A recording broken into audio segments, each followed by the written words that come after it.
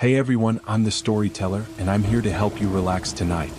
I know a lot of you use this video to fall asleep, so before we start, make sure to like the video and subscribe to the channel.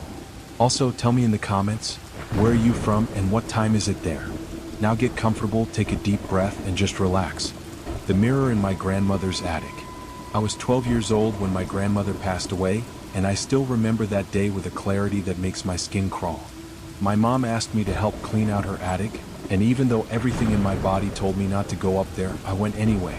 You see, there was something about Grandma's house that always felt wrong, like the air itself was holding its breath. The attic was exactly what you'd expect: dusty, cramped, and full of boxes and old furniture covered in white sheets that looked like ghosts in the dim light. But in the far corner, standing alone like it was waiting for someone, was a tall mirror with a dark wooden frame. The glass was cloudy with age, covered in a film of dust and neglect. I walked over to it slowly, my footsteps creaking on the old floorboards. Something made me want to wipe it clean to see what was hidden beneath all that grime. So I took my sleeve and started rubbing away the dust in slow circles. That's when I saw my reflection emerge from the murky glass. But something was terribly wrong. My reflection was smiling at me.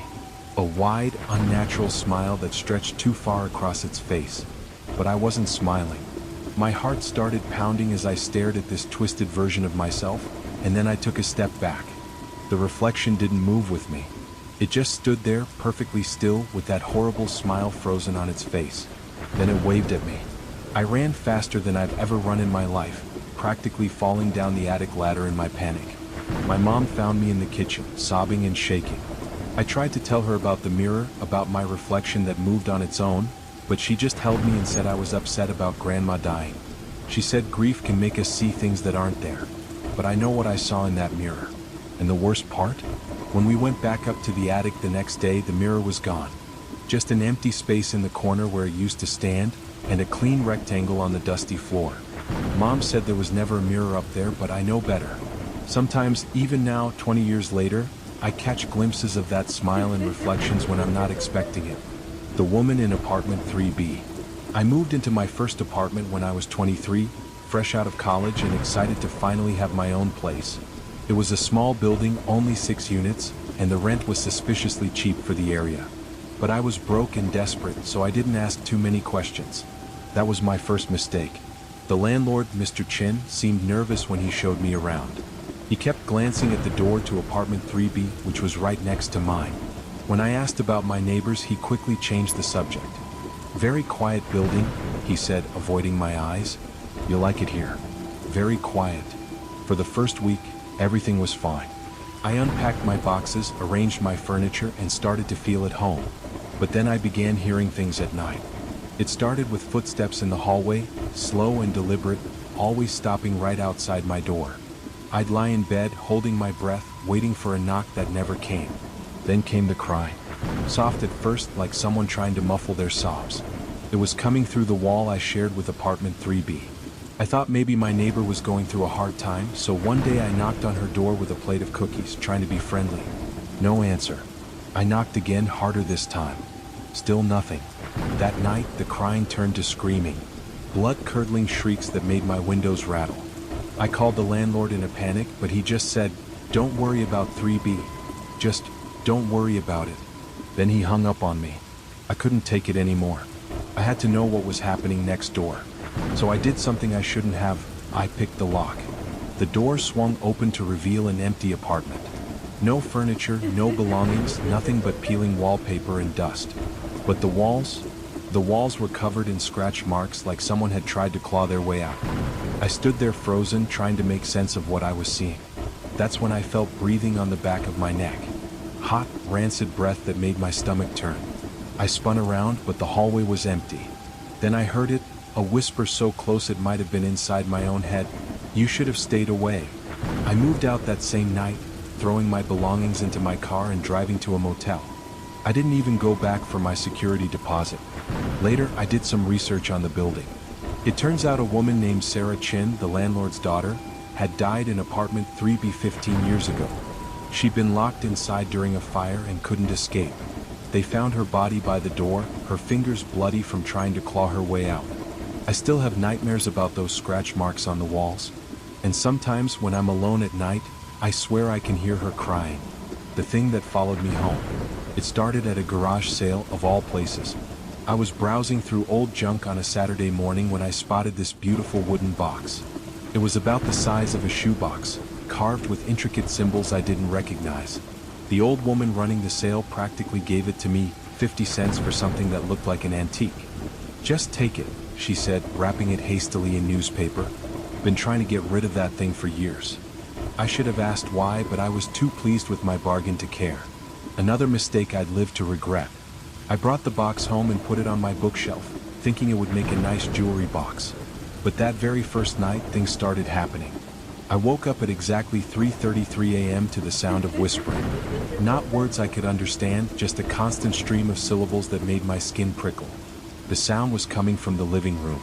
I crept out of my bedroom, baseball bat in hand, heart hammering against my ribs. The living room was dark except for the street light filtering through the curtains. And there, on the bookshelf, the wooden box was open. I knew I hadn't opened it. I knew I'd left it closed. But its lid was standing straight up, and that whispering, it was coming from inside. I slammed the lid shut and went back to bed, telling myself I'd imagined it. But the next night, the same thing happened. 3:33 a.m. Whispering. Box open. This went on for a week, and each night the whispering got louder, more insistent, like whatever was in that box was getting impatient. Then I started seeing things during the day. Shadows moving in my peripheral vision. Dark shapes darting behind furniture. My cat, who'd always been calm and lazy, began hissing at empty corners of the room. She wouldn't go near the bookshelf anymore. On the 10th night, I decided I'd had enough. I was going to throw that cursed box away. But when I picked it up, it was warm to the touch. Not just warm hot like it had been sitting in the sun. And when I looked inside, there were scratch marks on the bottom. Fresh ones. Like something had been trying to claw its way out from the inside. I drove to the bridge outside town and threw that box into the river. I watched it sink into the dark water and felt a weight lift off my chest. Finally it was over, or so I thought. When I got home, the box was sitting on my bookshelf, dry as a bone, lid open. And this time, I wasn't alone in my apartment. I could feel it, a presence watching me from the shadows. It had followed the box home. Or maybe it had never been in the box at all. Maybe the box had been keeping it out. I moved in with my parents the next day. I left everything behind, including that damned box.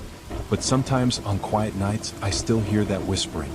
And I know that whatever I let out is still looking for me, still waiting. And one day it's going to find me. My sister's imaginary friend. When my little sister Emma was 5, she started talking about her new friend. Her name is Lucy, she told us over dinner one night, setting an extra place at the table. She lives in the closet, but she comes out to play when everyone's asleep. My parents exchanged amused looks. An imaginary friend, how cute. They even played along, asking Lucy how she liked her invisible spaghetti.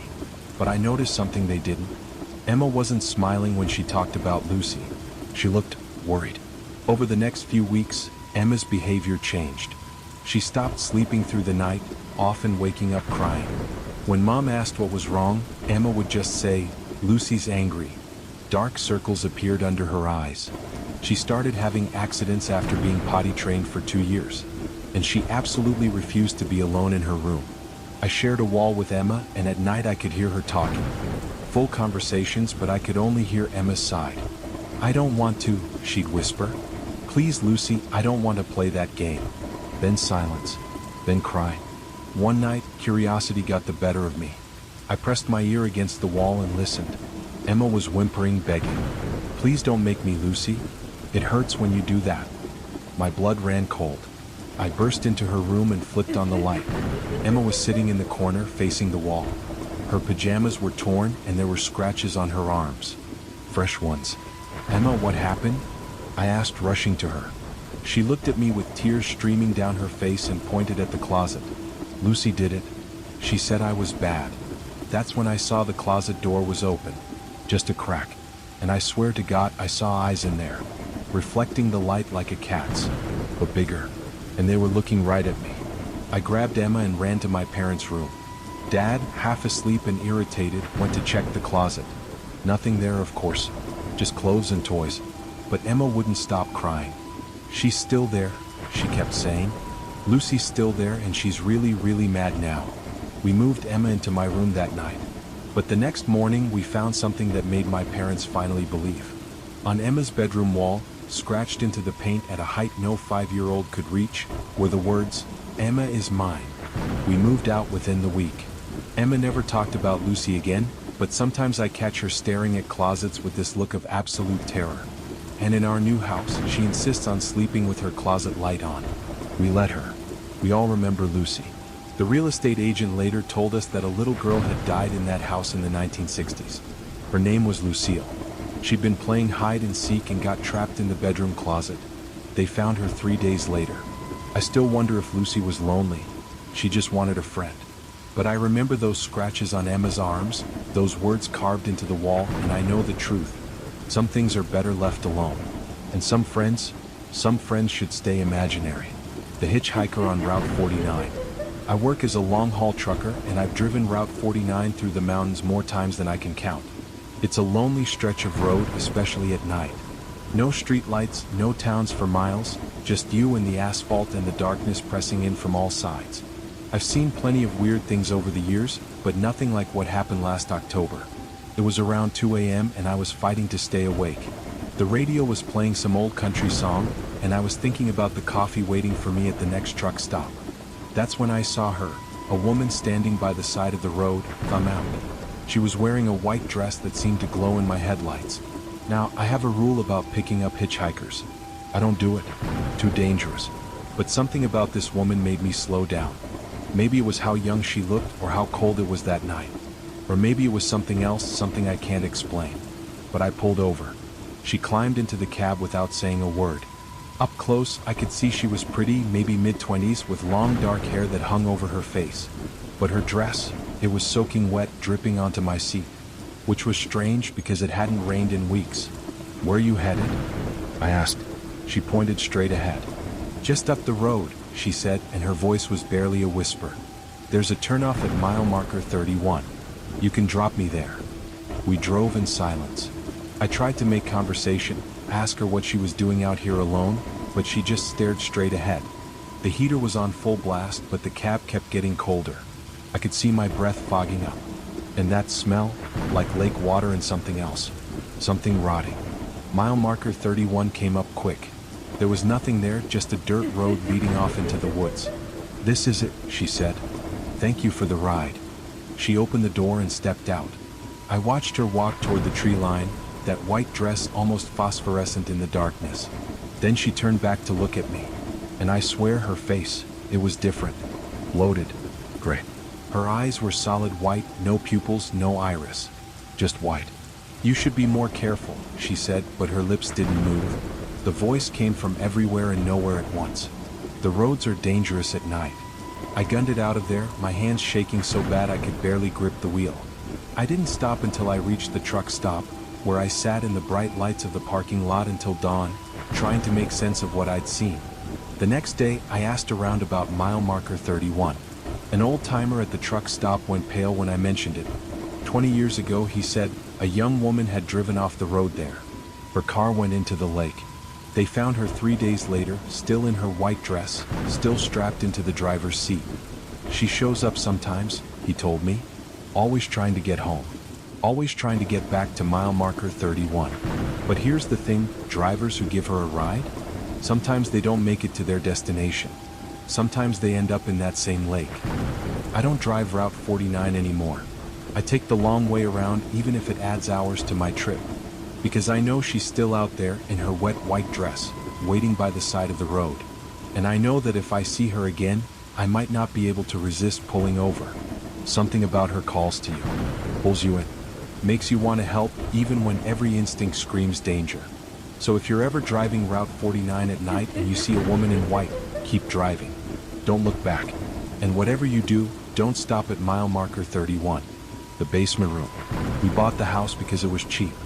A real fixer-upper, the realtor said with a smile that didn't reach her eyes. Just needs a little TLC. My wife Sarah and I were young, optimistic, and broke. We figured we could handle whatever the house threw at us. We figured wrong. The problem started small. Doors that wouldn't stay closed. Cold spots that moved around the house. The sound of footsteps upstairs when we were both in the living room. We told ourselves it was just an old house settling. Old houses make noise. No big deal. But then Sarah found the room. It was in the basement, hidden behind what looked like a solid wall. She'd been measuring for new shelving when she noticed the dimensions didn't add up. There was a space missing about 8 feet by 10 feet. We knocked on the walls until we found it, a hollow sound where there should have been concrete. It took us all day to break through. Behind the false wall was a small room. No windows. One light bulb hanging from the ceiling. And the walls, every inch of them was covered in writing. The same sentence over and over in different handwriting. Some in pen, some in pencil, some carved directly into the drywall. Some looked fresh. Others were faded with age. "It won't let me leave." Thousands of times. Tens of thousands. Layer upon layer of desperate scrawling. And in the corner, scratched into the floor, was a date, 1978. The year the house was built. We should have left right then. Sealed the room back up and run. But we were curious. Stupid and curious. I went to the library, did some research. Found out the original owner, Marcus Webb, had disappeared in 1979. Just vanished. His family sold the house and moved away. No one ever found him. That night, we heard scratching coming from the basement. Faint at first, then louder. Steady. Rhythmic. Like someone writing. Sarah grabbed my arm. "We sealed that room," she whispered. "We put the wall back up." I grabbed a flashlight and a hammer. We crept down to the basement, following that awful scratching sound. The false wall we'd rebuilt was intact, but the sound was definitely coming from behind it. I pressed my ear against the drywall. Scratch, scratch, scratch. And then, so quiet I almost missed it, a voice. "Help me." We tore the wall down again. The room was exactly as we'd left it, except for one thing. Fresh writing on the far wall, still wet. "You found me. Now you're trapped too." The door to the room slammed shut. The single light bulb shattered. In the darkness, I heard Sarah scream. I felt along the walls for the door, but it was gone. Smooth wall where the doorway had been. Just like it had never existed. I don't know how long we were in there. Time doesn't work right in that room. Could have been hours. Could have been days. But eventually the door reappeared. We stumbled out, gasping, and ran from that house without looking back. Left everything we owned. Never went back for it. Sometimes I dream about that room. About the writing on the walls. And in my dreams, I can see him, Marcus Webb, still young, still scratching his message over and over. He looks at me with hollow eyes and mouths a single word, "Soon."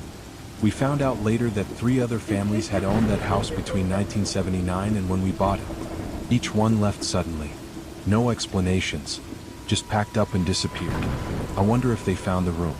I wonder if they heard the scratching. I wonder if they got out. Sarah won't talk about it anymore. Says it was a gas leak, that we hallucinated the whole thing. But sometimes I catch her staring at walls, measuring with her eyes, checking for hidden spaces. And sometimes late at night, I hear her whispering in her sleep, "It won't let me leave. It won't let me leave. It won't let me leave." The church in the woods. My name is Father Thomas, and I need to tell someone about what happened at St. Catherine's. The church was abandoned when the diocese sent me to evaluate it for renovation. 50 years it had been empty, sitting in a clearing deep in the pine forest. The locals in town crossed themselves when I mentioned it. "Bad place, Father," they said. "Best leave it be." But the church doesn't abandon its properties lightly. I had my orders. So on a gray September morning, I drove out to St. Catherine's with my camera and notebook, ready to catalog what remained. The building was smaller than I expected, more chapel than church. White paint peeling, steeple tilting, windows dark with grime. But structurally sound.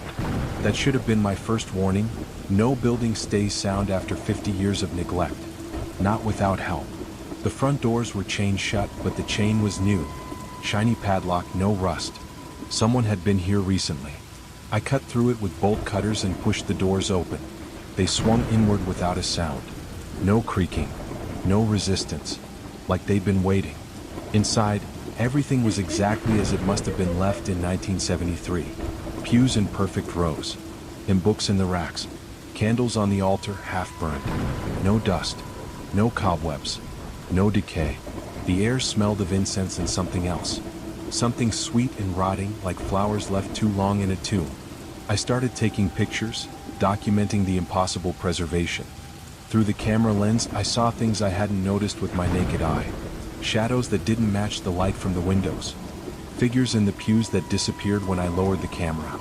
And on the altar, stains that looked fresh, dark, still wet. The sacristy door was locked from the inside. I knocked, called out. No answer.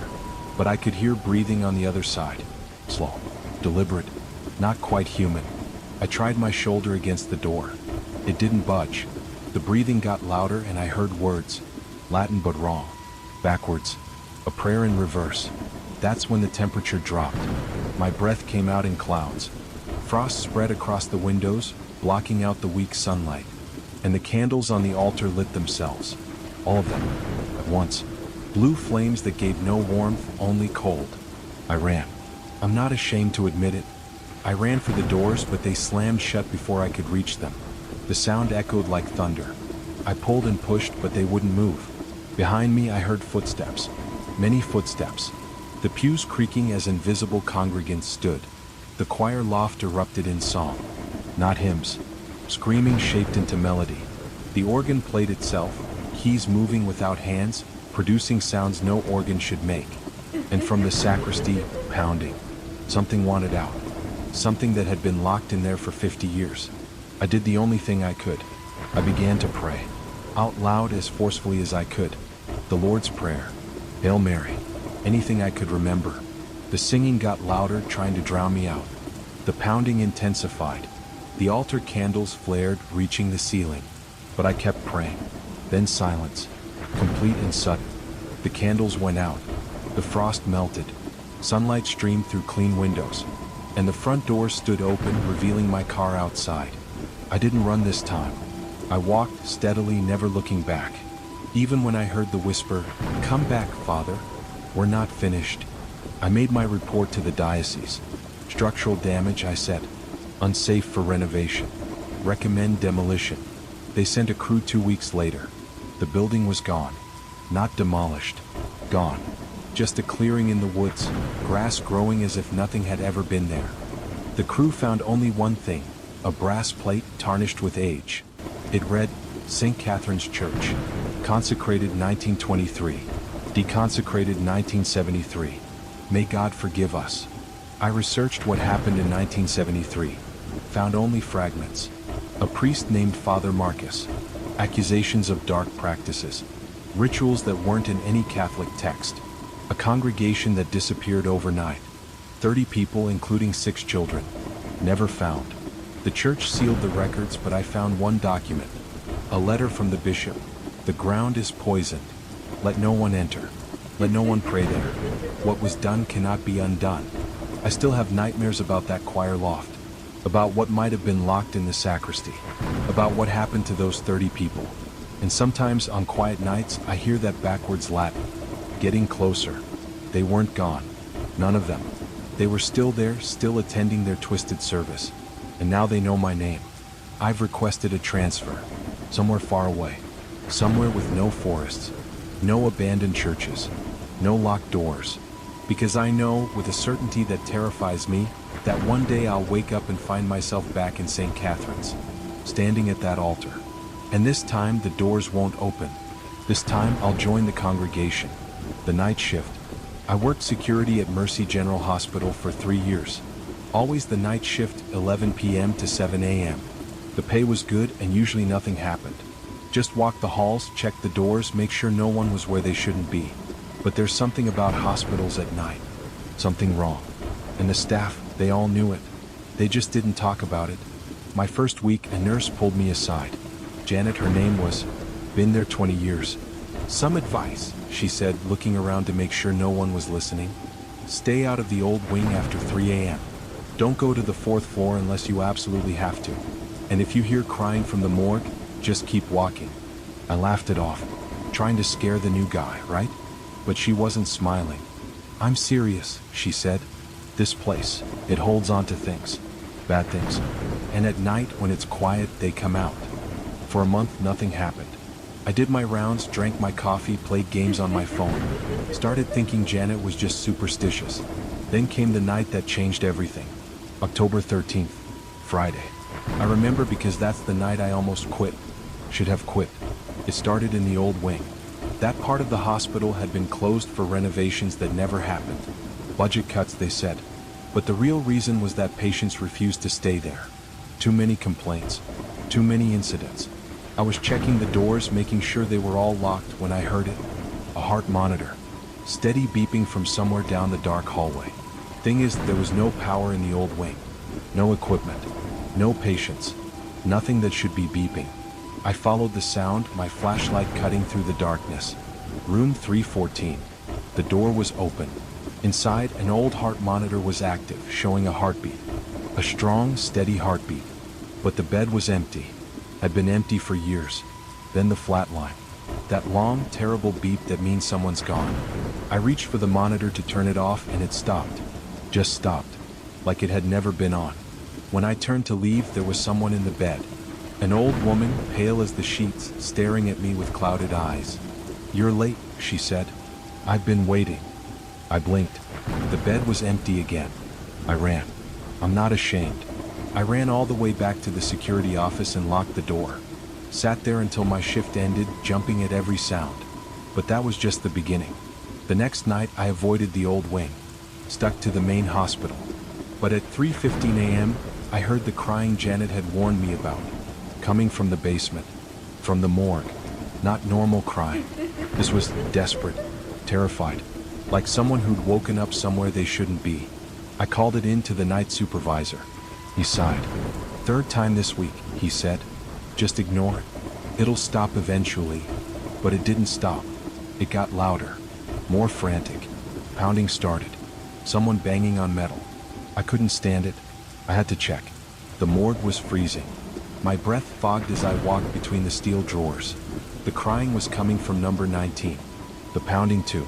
The drawer shook with each impact. My hand trembled as I reached for the handle. I had to know. Had to make sure no one was... God, what if someone was alive in there? I pulled it open. Empty. Just a clean steel drawer. But the crying didn't stop. It was all around me now. Multiple voices. Men, women, children. All sobbing. All pounding. Every drawer in the morgue was shaking. I turned to run and saw them. All the drawers were open. And standing between me and the door were people. Dozens of them. In hospital gowns. Toe tags still attached. Their skin gray, eyes white, mouths open in silent screams. They reached for me with stiff fingers. "You let us die," they whispered in unison. "You let us die alone." I closed my eyes and pushed through them. Felt their cold touch as I passed. Their accusations following me up the stairs. I burst into the lobby, gasping, and found Janet at the nurse's station. She took one look at me and nodded. "You went to the morgue." I couldn't speak, just nodded. "They're not angry," she said softly. "They're scared. Death didn't end their fear. This place, it traps them, holds them in that last moment of terror. And they just want someone to know they're still here." I finished my shift, somehow. But when I got home, I typed up my resignation. Sent it that morning. Couldn't go back. Wouldn't go back. Because Janet told me one more thing before I left. Something that still keeps me awake at night. "The ones in the morgue," she said. "They're the lucky ones. At least they know they're dead. It's the ones who don't know. The ones still walking the halls, still going through the motions. Those are the ones you really need to worry about." I looked at her then. Really looked. Saw how pale she was. How her scrubs seemed to belong to a different era. How no one else seemed to notice when she spoke. "Janet," I asked, "how long have you worked here?" She smiled sadly. 20 years. Same shift. Same routine. Every night. She lifted her arm and I saw the hospital bracelet. Faded, but I could still read the date. October 13th, 2003. "My shift never ends," she said. "None of ours do. This place, it collects us. One by one. And one day it'll collect you too. Unless you run. Run now. While you still can." I never went back. Changed my phone number. Moved to a different city. But sometimes late at night I hear heart monitors. Crying from behind closed doors. And I know that somewhere in that hospital my name is already written on a drawer. Waiting. They say everyone ends up in a hospital eventually. But some of us never leave. The cabin by the lake. Every summer my family rented the same cabin by Lake Sorrow. Stupid name for a lake, right? But it was cheap, secluded, and had the best fishing in the state. Dad loved it. Mom tolerated it. My brother Jake and I, we had other reasons for going back each year. We were looking for answers about what we saw when we were kids. I was 10 that first summer. Jake was 12. We'd spent all day swimming and were exhausted when we crawled into our bunk beds. The cabin only had 2 rooms, one for our parents, one for us kids. Our window faced the lake, and I always liked falling asleep to the sound of water lapping against the shore. But that night, the lake was silent. Dead silent. No waves. No crickets. No wind. Nothing.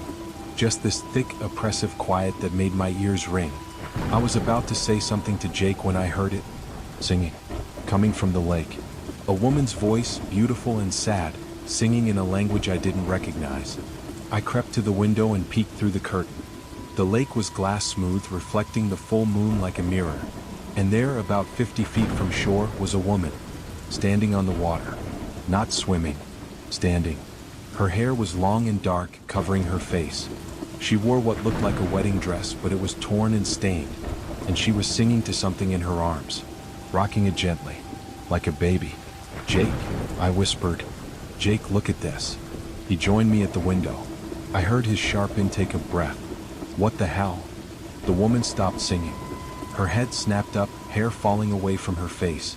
Even from that distance, I could see she had no eyes. Just black holes where eyes should be. She looked right at our window, right at us, and smiled. Then she walked toward shore, each step deliberate, water splashing around her feet, getting closer, closer, still carrying that bundle, still smiling that terrible smile. We scrambled back to our beds, pulling covers over our heads like little kids. I heard the cabin door creak open, wet footsteps on the wooden floor, coming down the hall, stopping at our door. The doorknob turned slowly. "Boys?" It was Mom's voice, but wrong. Waterlogged. "Boys, come see what Mommy found in the lake." Jake grabbed my arm so tight it hurt. We didn't move, didn't breathe. "I know you're awake," the voice said. "Mom, but not Mom. Come see the baby. Such a pretty baby. Been sleeping in the lake so long. Wants to play with new friends." The door opened.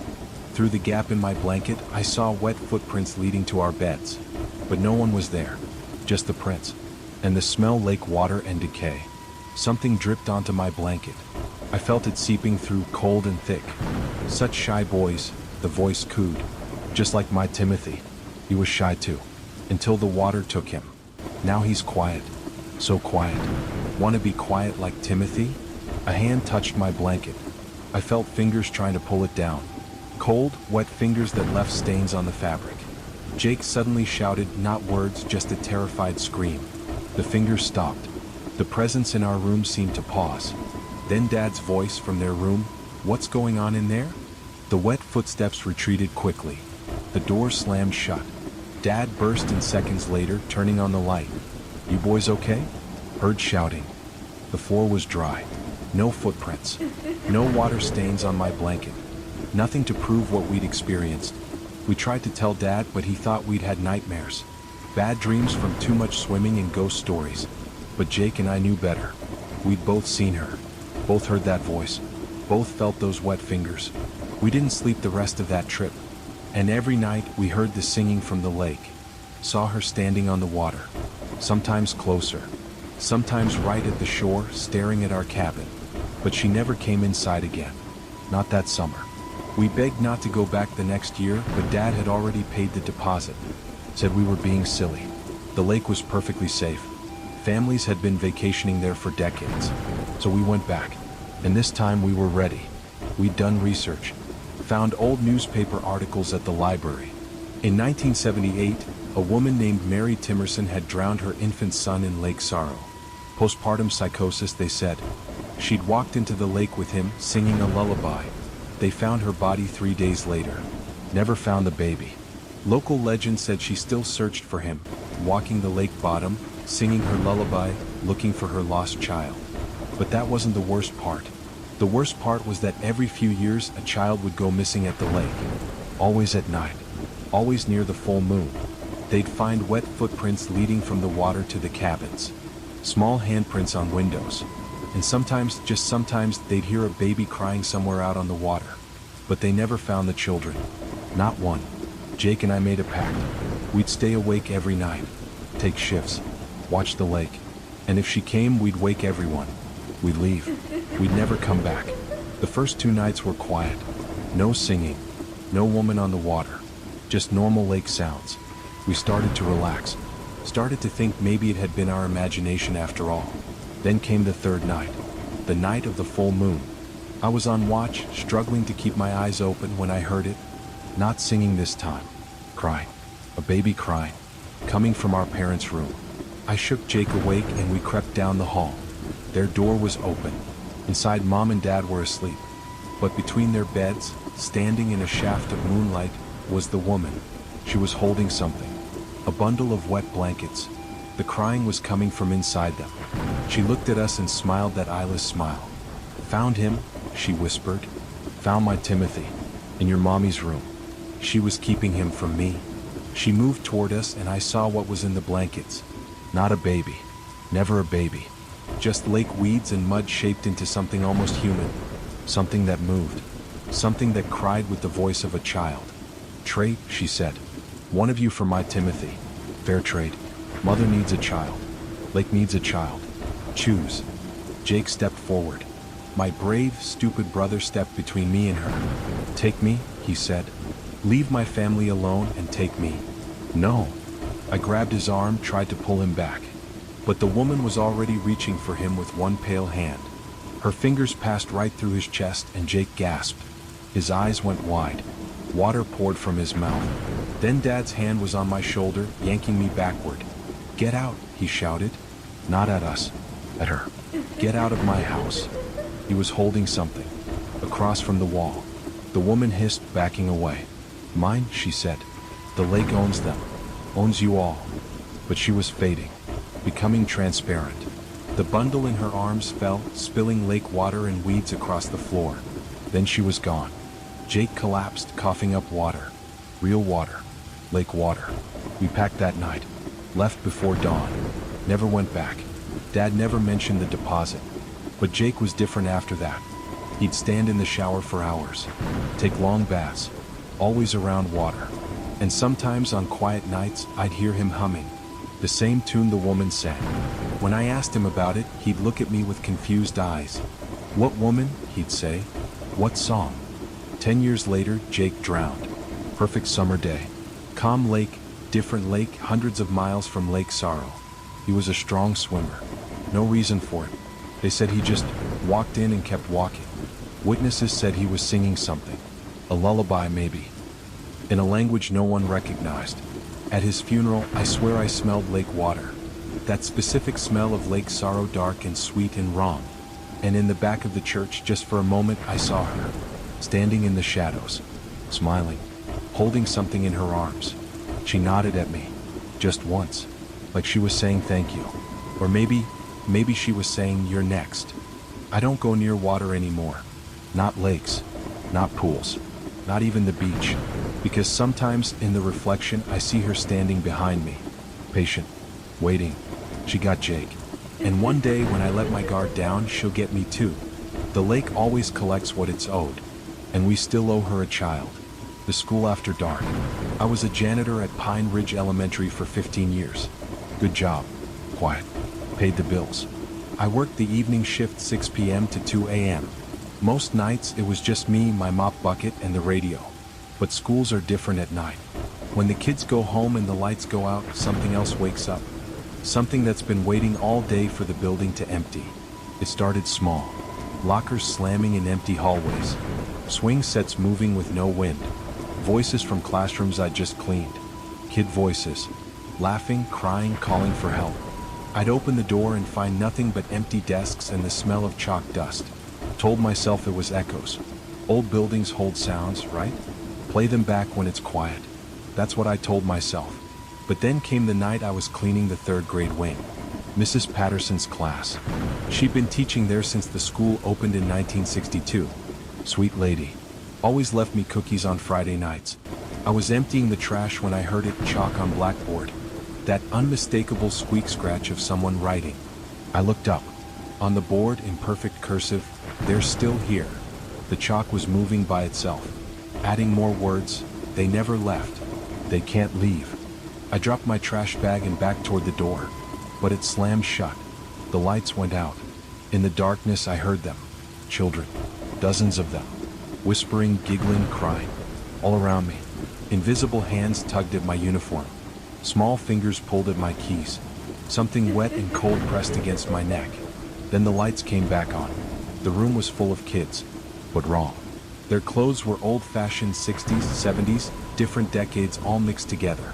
Their faces were pale, eyes black holes, mouths moving without sound. They sat at their desks, hands folded, staring at me. At the board, a boy in a striped shirt was writing, "Help US, help US, help US." I tried the door. Still locked. The children stood up in unison, their movements jerky like marionettes. They walked toward me, reaching out with gray fingers. I could see through them now, see the desks and walls behind their bodies. But their touch was real, cold, painful, like frostbite spreading wherever they grabbed. "Please," I said. "What do you want?" They opened their mouths and dust poured out. Old dust, grave dust. Then they spoke with one voice, "Find us. We're in the walls, in the basement, under the playground. Find us and let us go home." The door flew open. I ran all the way to my car and drove home. Called in sick for a week, but I couldn't stop thinking about what they'd said. In the walls, in the basement, under the playground. I did some research, went to the library, looked up old newspapers, found things the school board didn't want people to remember, like the fire in 1963 that killed 6 children, trapped in the old music room. They'd sealed it off, built new walls around it, never recovered all the bodies. Or the foundation collapse in 1971. 2 kids playing in a construction area where they were building the new wing, buried in concrete when the forms gave way. They poured the floor right over them to meet the deadline. Or the thing nobody talked about. The thing I found in records from 1987. A janitor, not me, the one before me who'd gone crazy, said the children talked to him, told him secrets, told him where they were hidden. He'd started digging, breaking walls, tearing up floors. They fired him, had him committed. But in his notes I found a map. Locations, 12 of them. I went back, had to. Those kids, they weren't evil. They were trapped, scared, abandoned. Someone had to help them. I started with the music room wall. Waited until summer break when the building was empty. Brought tools. It took 3 nights to break through the sealed doorway. Behind it, God, the smell. Cha and something else. In the corner, huddled together, were the bones. 6 small skeletons in the remains of school uniforms. Still at their positions, like they died holding each other. I called it in anonymously. Let the authorities handle it. They gave those children proper burials. And that night, when I went back to clean, Mrs. Patterson's room was different. 6 desks had flowers on them. Fresh flowers that smelled like spring. And on the board, "Thank you." But there were more. 11 more according to the map. Each one a tragedy covered up. Each one a child forgotten. It took me 3 years to find them all. 3 years of breaking rules, sneaking equipment, making anonymous calls. 3 years of seeing those pale faces in empty classrooms, hearing their voices in the halls. Some were accidents. Some were worse. The principal in 1979 who'd locked a problem student in the boiler room and forgot about him during spring break. The construction worker who'd buried evidence of his crimes under the new gymnasium. Each discovery brought police investigations, scandals. The school board tried to trace the anonymous tips. Never could. The night I found the last one, a little girl who'd fallen into an old well during the school's construction and been built over, something changed. The school felt different, lighter. The hallways were just hallways. The classrooms just empty rooms. My shift was quiet for the first time in years. But on my last walkthrough, I found them waiting in the gymnasium. All of them. Not pale anymore. Not see-through. They looked like real kids. Happy kids. They were smiling. "Thank you, Mr. Ray," they said. Their voices were like wind chimes. "We can go home now. We can finally go home." They walked toward the doors, which opened on their own. Outside, I saw people waiting. Parents, families, some in old-fashioned clothes. Some I recognized from newspaper photos. They embraced their children, crying, laughing. One by one, they faded into points of light that drifted up like stars. The last one, the little girl from the well, turned back to me. "We left you something," she said, "in your locker. For being kind. For remembering us." Then she was gone. They were all gone. And the school was just a school. In my locker I found a photo. Black and white. It showed Pine Ridge Elementary on opening day, 1962. In front, a group of children posing for the camera. And in the back row, somehow, impossibly, was me. Younger, but definitely me. Wearing a janitor's uniform. Smiling. I still have that photo. Still can't explain it. Maybe I was always meant to find them. Maybe that's why I took the job. Why I stayed all those years despite the fear. Maybe some people are just meant to help the lost find their way home. I retired last year. The new janitor complains about how quiet the school is at night. Says it's creepy. I just smile. He doesn't know how lucky he is.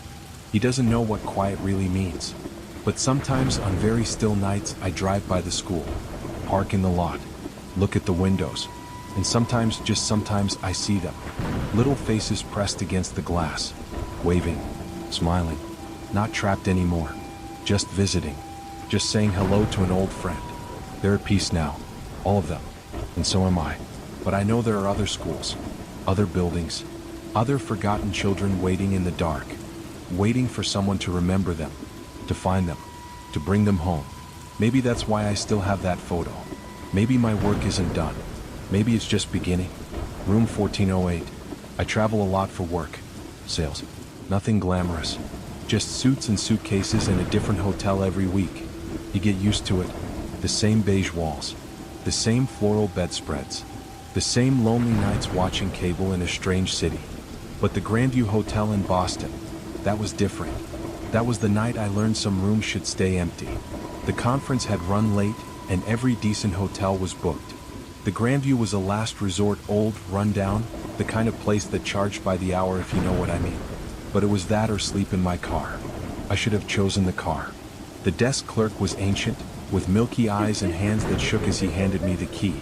An actual key, not a card. Room 1408, he wheezed. Then he paused, squinting at me. "You sure you want that room? Is there a problem with it?"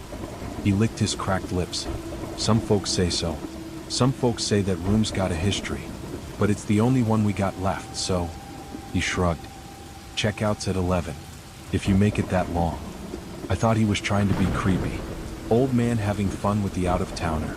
I took the key and headed for the elevator. 4th floor. End of the hall. The carpet was faded, peeling at the edges. Half the lights were out.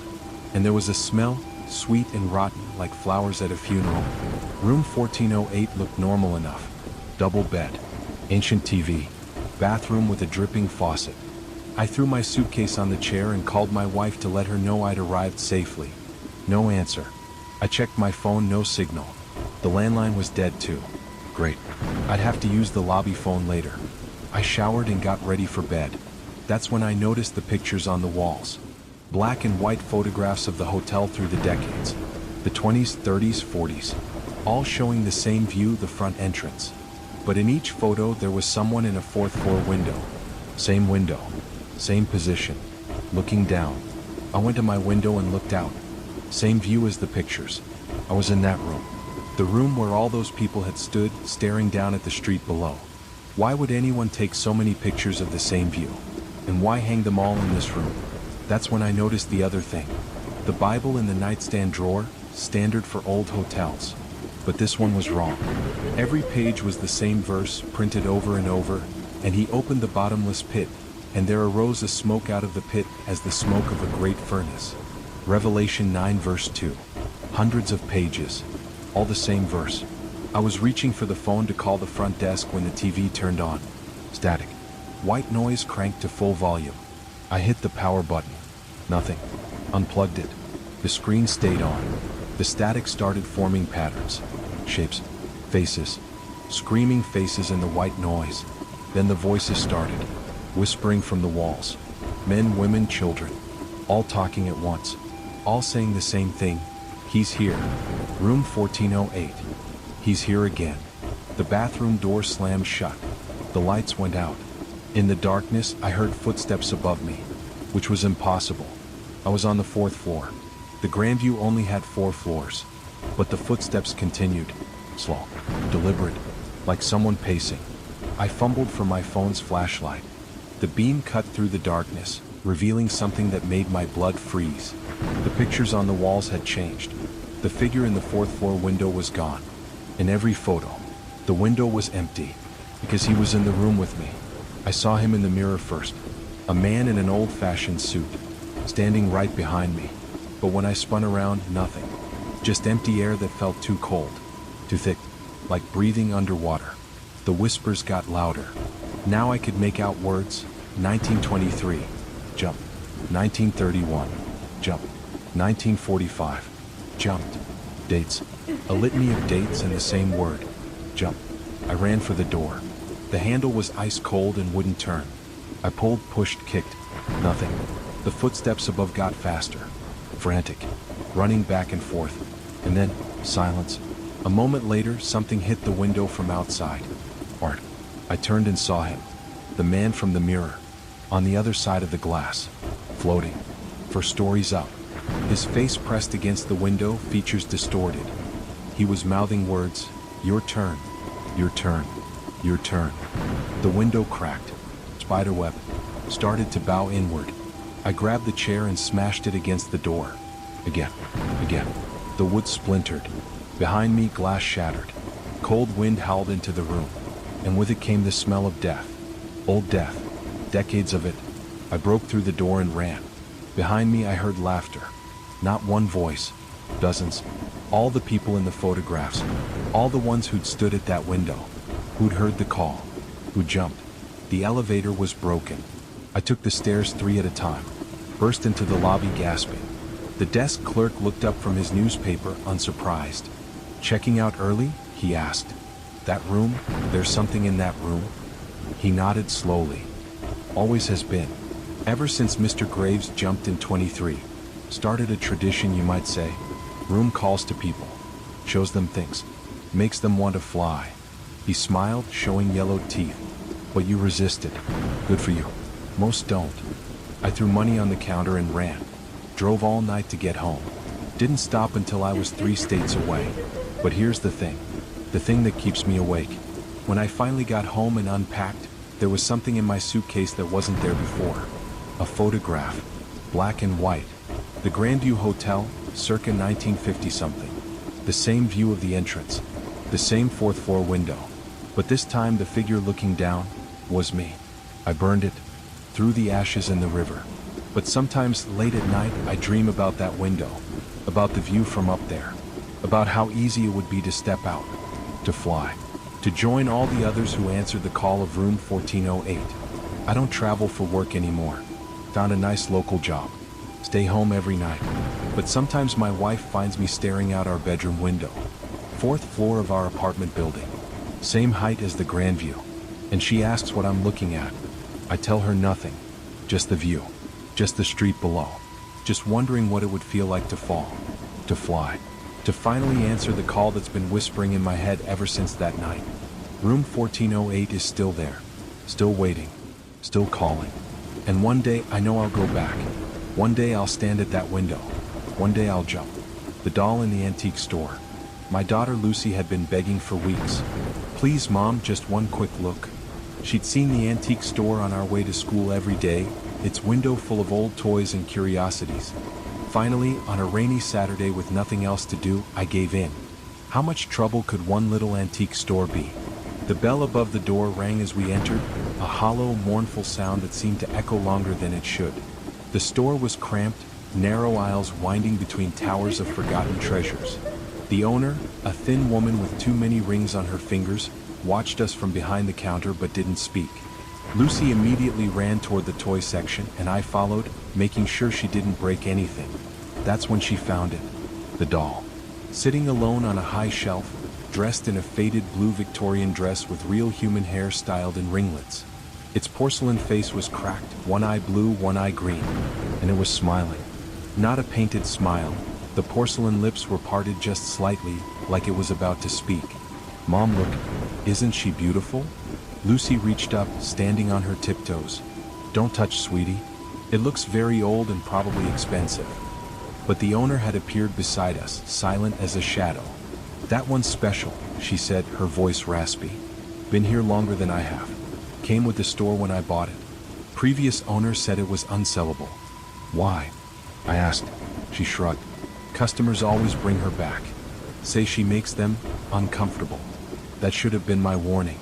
But Lucy was already in love, cradling the doll like a baby. "Please, Mom?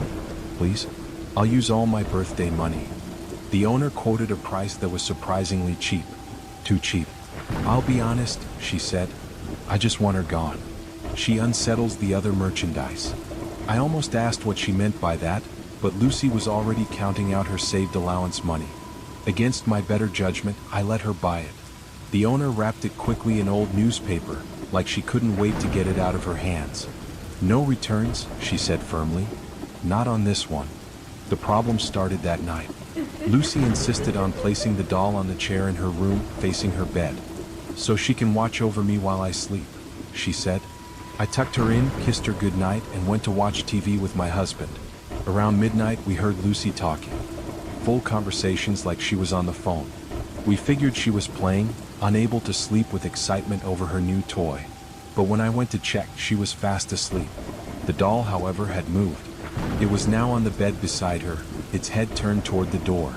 Toward me. I told myself Lucy must have woken up and moved it. Kids do that.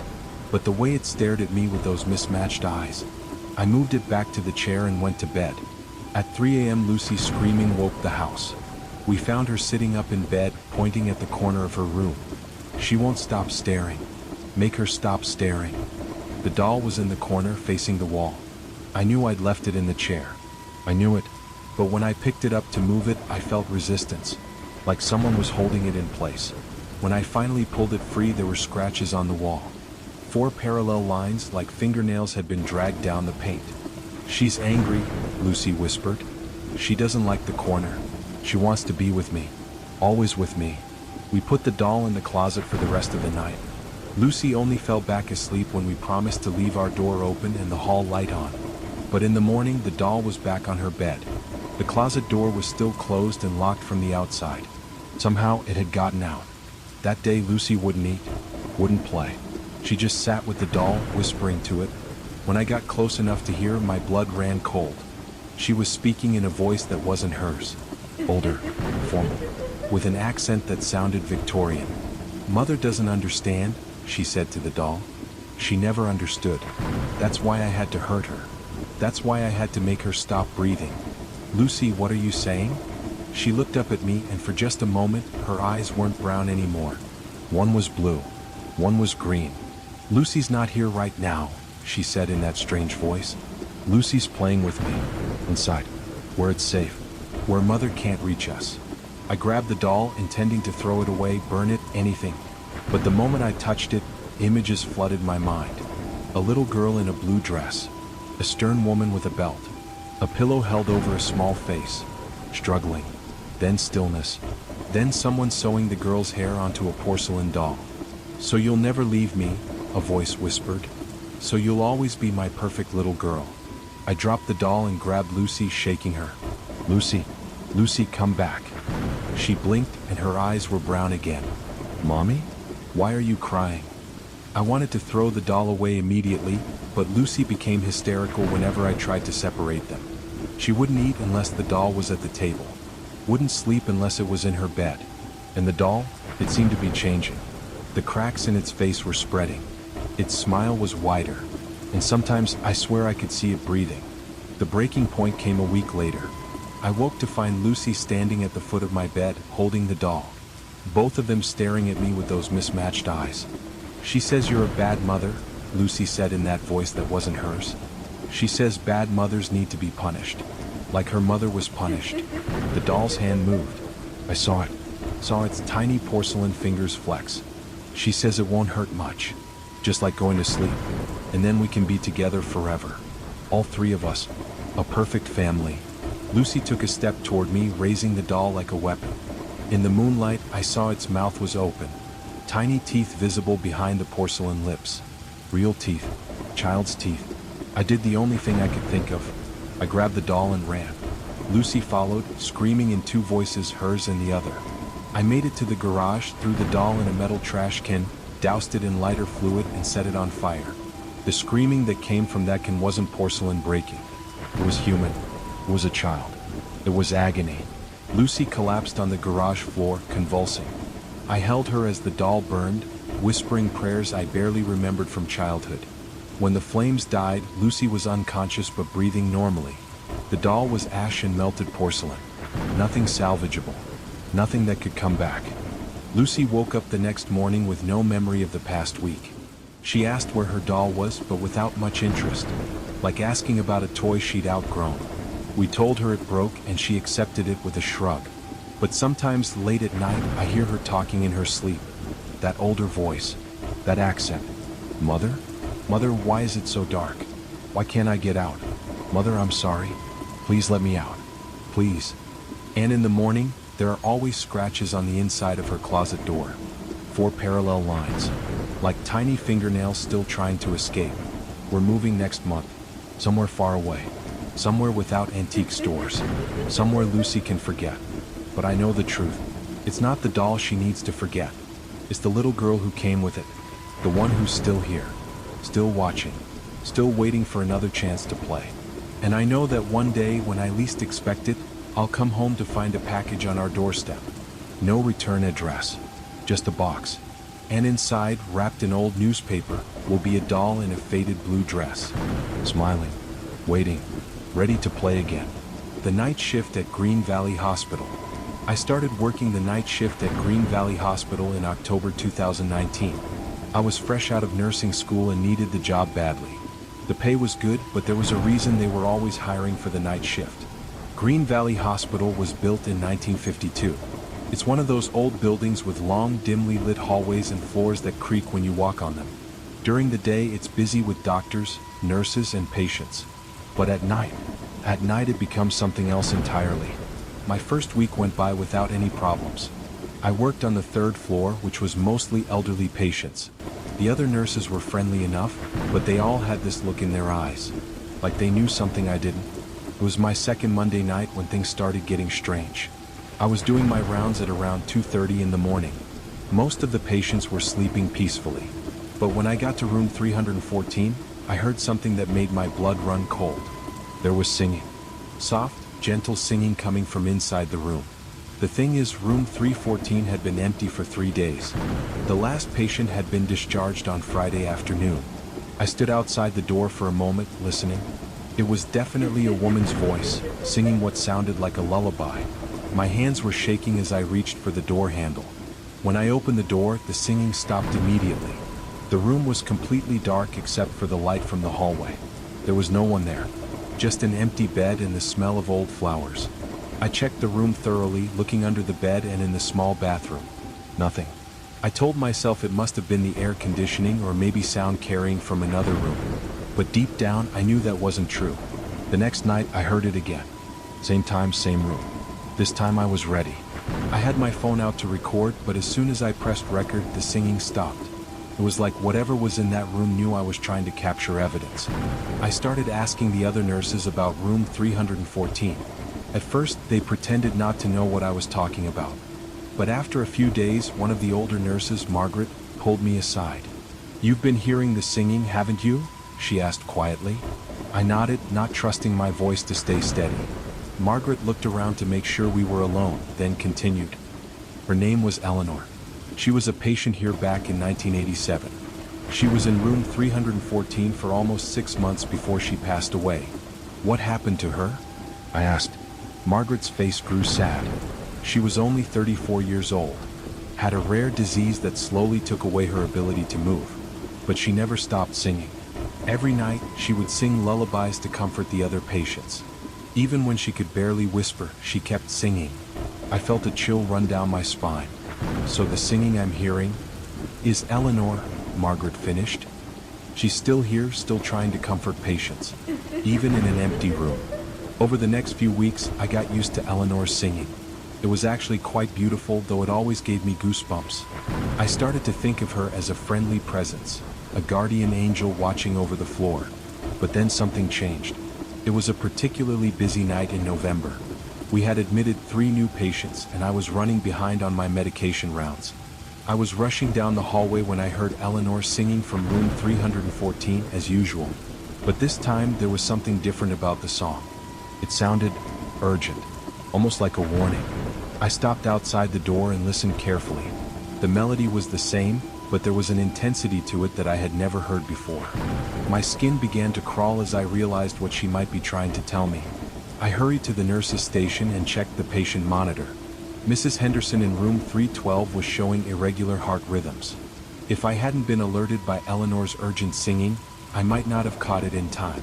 I rushed to Mrs. Henderson's room and found her in distress. Her breathing was shallow and her lips were turning blue. I immediately called for the doctor and administered emergency oxygen. Mrs. Henderson made a full recovery, but the doctor said if we had waited even 10 more minutes, she might not have made it. From that night on, I understood that Eleanor wasn't just a ghostly presence. She was still taking care of patients even after death. Whenever her singing became urgent or changed in tone, I knew to check on the patients more carefully. But the most incredible thing happened on a cold December night. I was working alone on the floor due to a staff shortage. It was around 3 a.m. and I was exhausted. I had been on my feet for 8 hours straight and I still had 5 more hours to go. I was sitting at the nurse's station, fighting to stay awake, when I heard Eleanor singing from room 314. But this time she wasn't alone. There were multiple voices, all singing together in perfect harmony. I walked slowly toward room 314, my heart pounding with each step. As I got closer, I could make out at least 4 different voices. All women, all singing the same lullaby. When I reached the door, I took a deep breath and looked inside. The room was filled with a soft, golden light. And there, standing around the empty bed, were 4 translucent figures. Eleanor was there, young and beautiful, just as Margaret had described her. But she wasn't alone. 3 other women stood with her, all dressed in different era clothing. All former patients, I realized. All still caring for the living even in death. They saw me watching and smiled. Eleanor nodded at me as if to say, "Thank you for understanding." Then, one by one, they faded away, leaving only the empty room and the lingering scent of flowers. I never heard the singing quite the same way after that night. Sometimes it was just Eleanor, sometimes others joined her. But I always listened carefully because I knew they were trying to help. I still work at Green Valley Hospital. I've been promoted to day shift now, but I sometimes volunteer for night shifts. Not because I have to, but because I want to be there. To listen to the singing and to help Eleanor and her friends continue their eternal mission of caring for others. Some people might think I'm crazy for believing in ghosts, but I know what I experienced, and I know that not all spirits are scary or evil. Sometimes they're just souls who loved so deeply in life that they can't bear to stop caring even in death. The house on Maple Street. When I was 25 years old, I bought my first house. It was a small 2-bedroom place on Maple Street in a quiet neighborhood. The house was built in 1963, and while it needed some work, it was perfect for a single guy just starting his career. The previous owners, an elderly couple named the Johnsons, had lived there for over 40 years. Mrs. Johnson had passed away the year before, and Mr. Johnson moved to a nursing home. The house had been empty for about 6 months when I bought it. Moving day was in early March, and I was excited to finally have my own place. The first few weeks were great. I was busy unpacking, painting rooms, and making the house feel like home. But by the end of March, I started noticing some odd things. It began with the smell of coffee in the morning. Every day around 6:30 a.m., I would wake up to the rich aroma of freshly brewed coffee. The strange thing was I didn't drink coffee. I had never even owned a coffee maker. At first, I thought it might be coming from a neighbor's house, but the smell was definitely strongest in my kitchen. I checked all around looking for any source but found nothing. Then came the sound of the television. Every evening around 7 p.m., I would hear the faint sound of a television playing downstairs. It sounded like one of those old game shows, complete with audience applause and cheerful music. The first time it happened, I rushed downstairs thinking someone had broken in. But my TV was off and all the doors and windows were still locked. I started keeping track of these incidents in a notebook. The coffee smell happened every morning at exactly 6:32 a.m. The TV sound started every evening at 7:03 p.m. and lasted for exactly 1 hour. One evening in April, I decided to investigate more thoroughly. At 7:02 p.m., I positioned myself in the living room and waited. Right on schedule, I heard the television turn on. But this time I was ready. I sat perfectly still and listened carefully. It was definitely a game show, and I could even make out some of the questions being asked. But here's the weird part. Occasionally, I would hear someone answering the questions out loud. It was an elderly woman's voice, and she was surprisingly good at the trivia questions. Over the next few days, I found myself looking forward to 7 p.m. I would sit quietly in my chair and listen to the invisible game show. The woman's voice became familiar and comforting. She had a sweet laugh and would sometimes make comments about the contestants. "Oh, honey, that's not right," she would say gently when someone gave a wrong answer. I began to suspect that this might be Mrs. Johnson, the previous owner. I did some research and discovered that she had indeed been a big fan of game shows. Her neighbors told me she never missed her evening programs. One evening, I decided to try something. During a particularly difficult question about 1950s movies, I spoke up. "The answer is Casablanca," I said quietly. There was a moment of silence, then I heard the woman's voice say, "Why yes, that's exactly right, dear." My heart nearly stopped. She had heard me and responded. From that night on, we began having regular conversations during the evening game shows. I learned that her name was Dorothy, and she was indeed Mrs. Johnson. She told me about her life in the house, about her husband Harold, and about how much she had loved living on Maple Street. "I hope you don't mind me staying around," she said one evening. "I just can't seem to leave this place. Harold and I were so happy here." "I don't mind at all," I replied honestly. "It's actually nice having some company." Dorothy was a wonderful companion. She would tell me stories about the neighborhood, give me gardening advice, and even help me with crossword puzzles. She never appeared visually, but her presence filled the house with warmth and kindness. The morning coffee smell, I learned, was Dorothy's way of trying to take care of me. She worried that I didn't eat enough breakfast. "You young people don't take care of yourselves properly," she would scold gently. So I started drinking coffee in the mornings, and the smell became even stronger, as if Dorothy was pleased with my new habit. For 6 months, Dorothy and I lived together peacefully. She respected my privacy and never made her presence known when I had friends over. But when I was alone, especially in the evenings, we would chat like old friends. Then one night in September, something changed.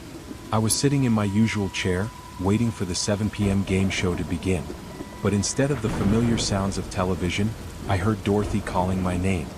"Michael," she said, and there was something different about her voice. It sounded distant, like she was calling from very far away. "I'm here, Dorothy," I replied. "What's wrong?" "It's time for me to go, dear," she said softly. "Harold is here, and he's been waiting for me." I felt a sudden sadness wash over me. "Do you have to leave?" "Yes, sweetheart. I've been holding on too long.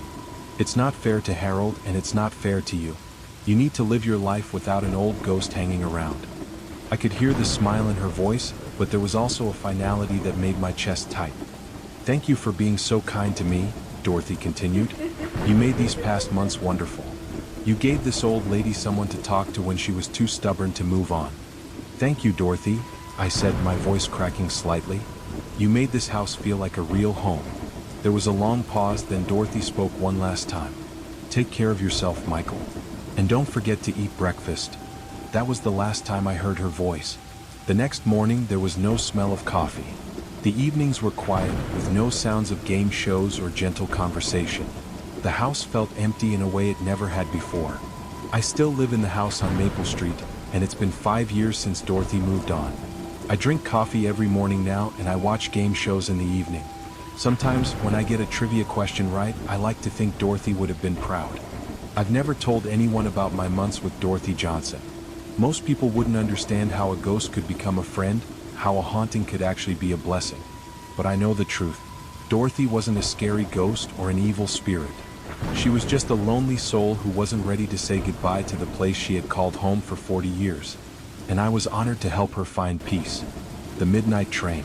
I've been a freight train engineer for over 15 years, and I've seen some strange things during those long nights on the rails.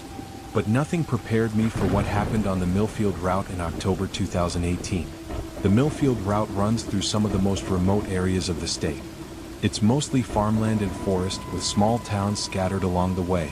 The run usually takes about 8 hours, and I often work alone except for my conductor, Pete. Pete had been riding the rails for 30 years and had heard every ghost story and urban legend associated with trains. He would often tell me stories during the long stretches of track to help pass the time. One of his favorite stories was about the midnight train that supposedly ran the same route we did.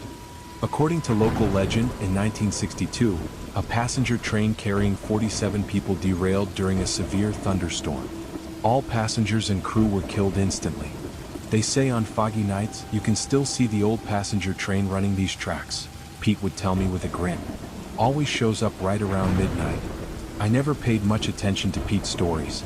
I figured they were just old railroad folklore, the kind of tales that get passed down from one generation of workers to the next. But on October 13, 2018, everything changed. We were running our usual midnight freight, pulling 89 cars loaded with grain and manufactured goods. The weather was terrible that night, with thick fog rolling in around 11:30 p.m. Visibility was down to maybe 50 feet, which made the run more challenging than usual. Pete was in his usual spot, monitoring the radio and keeping an eye on the track signals. I was focused on maintaining our speed and watching for any obstacles ahead. At exactly 11:58 p.m., Pete suddenly grabbed my arm. "Do you see that?" he whispered, pointing ahead into the fog. I looked where he was pointing and felt my blood turn cold. There, barely visible through the thick fog, was the light of another train approaching us head-on. "That's impossible," I said, immediately reaching for the emergency brake. "There's no other train scheduled on this route tonight." But even as I spoke, the light grew brighter and larger. We could hear the sound of another engine, the rhythmic clacking of wheels on rails, and what sounded like a steam whistle in the distance. "It's the midnight train," Pete whispered, his face pale with fear. "The ghost train from the 1962 accident." I didn't have time to argue. Ghost or not, there was definitely something on the tracks ahead of us. I pulled the emergency brake and felt our massive freight train begin to slow down. But here's the thing about freight trains, they don't stop quickly. Even with the emergency brake engaged, we had too much momentum and weight to stop in time. The approaching light grew brighter and brighter.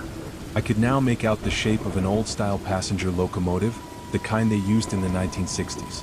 Steam was pouring from its stack, and I could see the glow of passenger car windows behind it.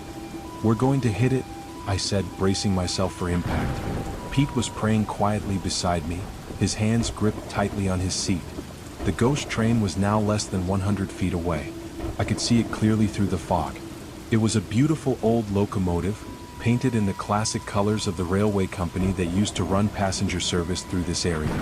But the strangest thing was that I could see right through it. 50 feet away, 30 feet, 20 feet. I closed my eyes and waited for the collision, but it never came. When I opened my eyes, the ghost train was passing right through us. I could see the passenger cars moving through our engine cab like we weren't even there.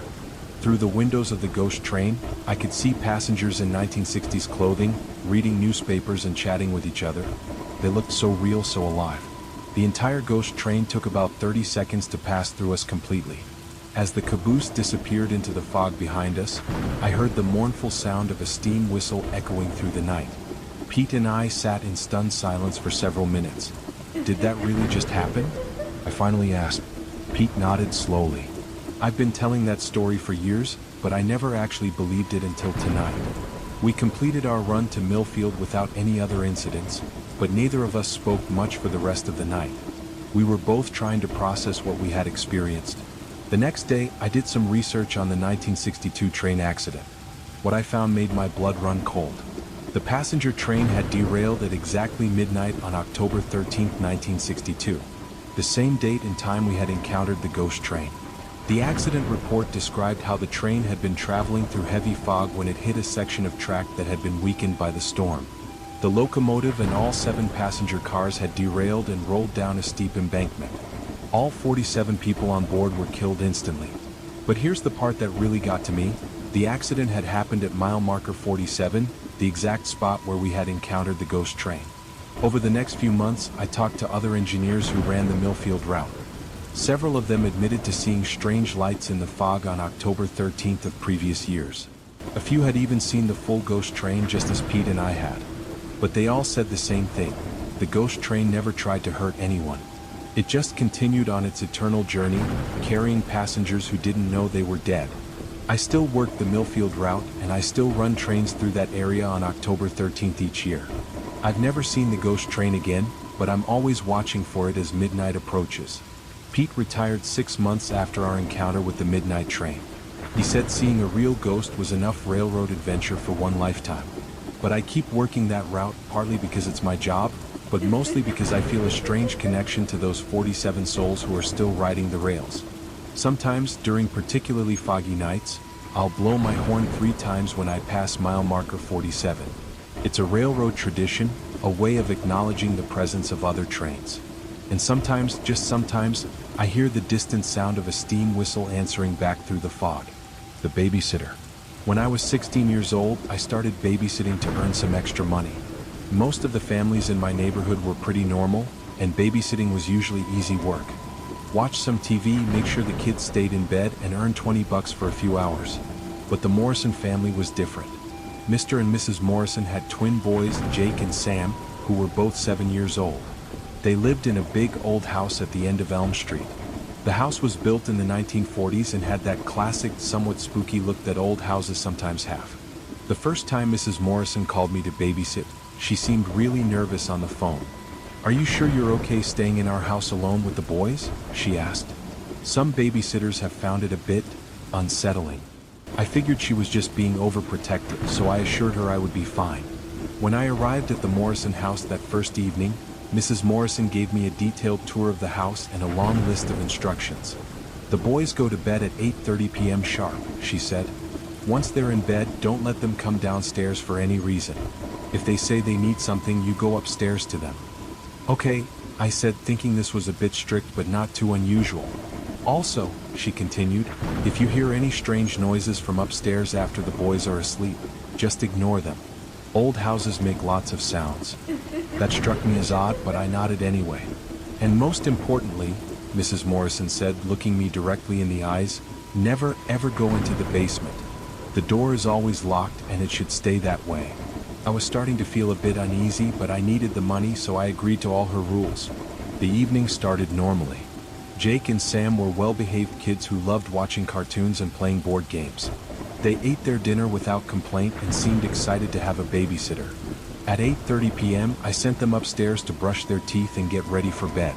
They went without any fuss, which I thought was unusual for 7-year-olds. By 9 p.m., the house was quiet. I settled into the living room with my homework and turned on the TV for background noise. Around 9:30 p.m., I heard footsteps coming from upstairs. They were slow, deliberate steps, like someone pacing back and forth in the hallway. I figured one of the boys was having trouble sleeping, so I went upstairs to check on them. Both Jake and Sam were fast asleep in their beds.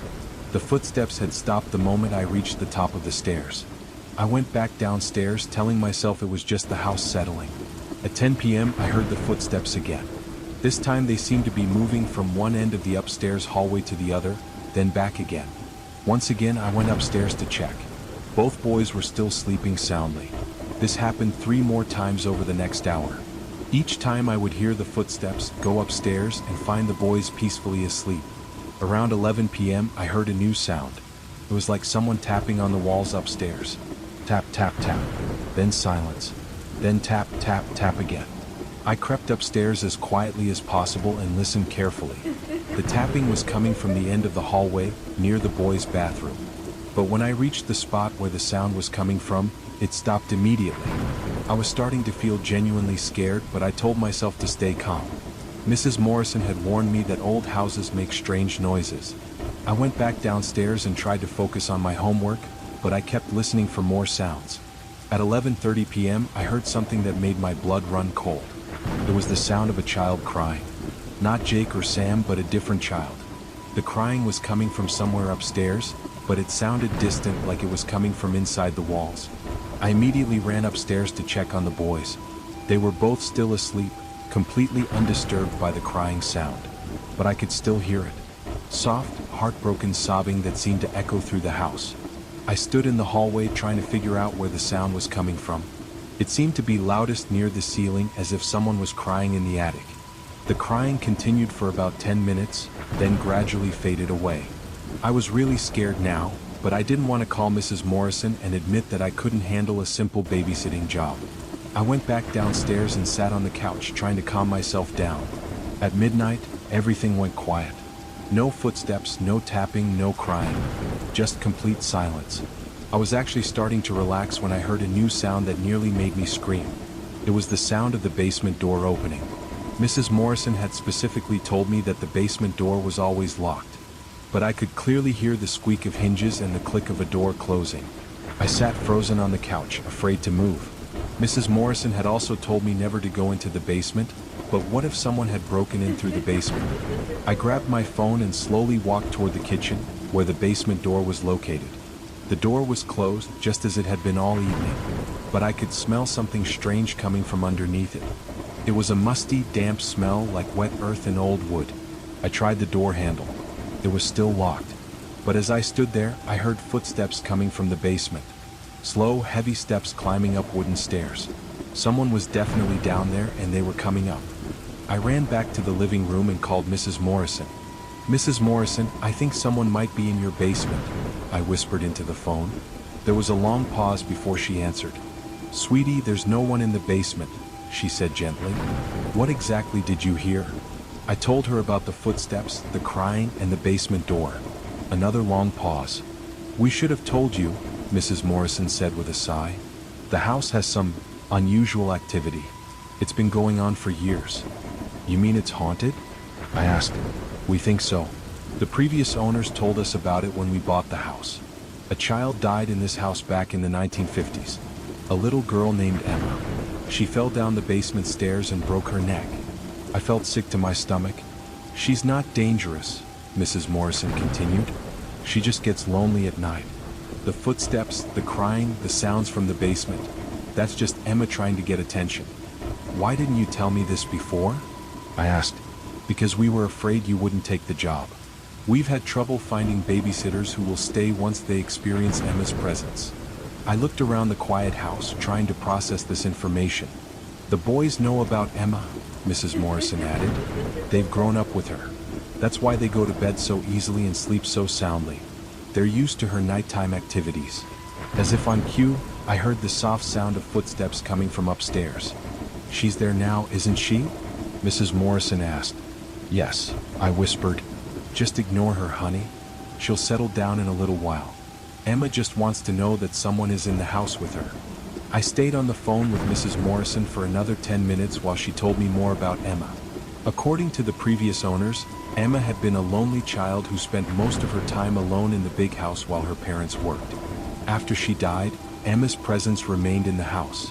She wasn't angry or vengeful, just lonely. She liked it when families with children lived in the house because it made her feel less alone. "The boys actually talk to her sometimes," Mrs. Morrison said. "They leave toys out for her and tell her about their day. Emma seems to enjoy having playmates, even if she can't really play with them." By the time I hung up the phone, I felt much calmer. The footsteps upstairs had stopped, and the house was quiet again. I continued babysitting for the Morrison family for the rest of that school year. I never saw Emma, but I got used to her nighttime activities. The footsteps, the crying, the sounds from the basement became familiar and almost comforting.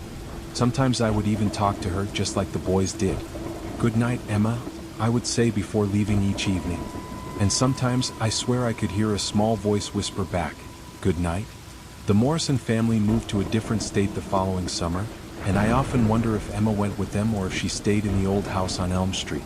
Either way, I learned that not all ghosts are scary.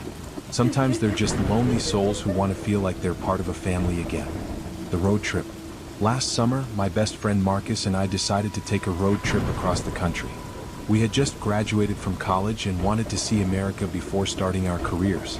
We planned a route that would take us through some of the most remote and beautiful areas of the western states.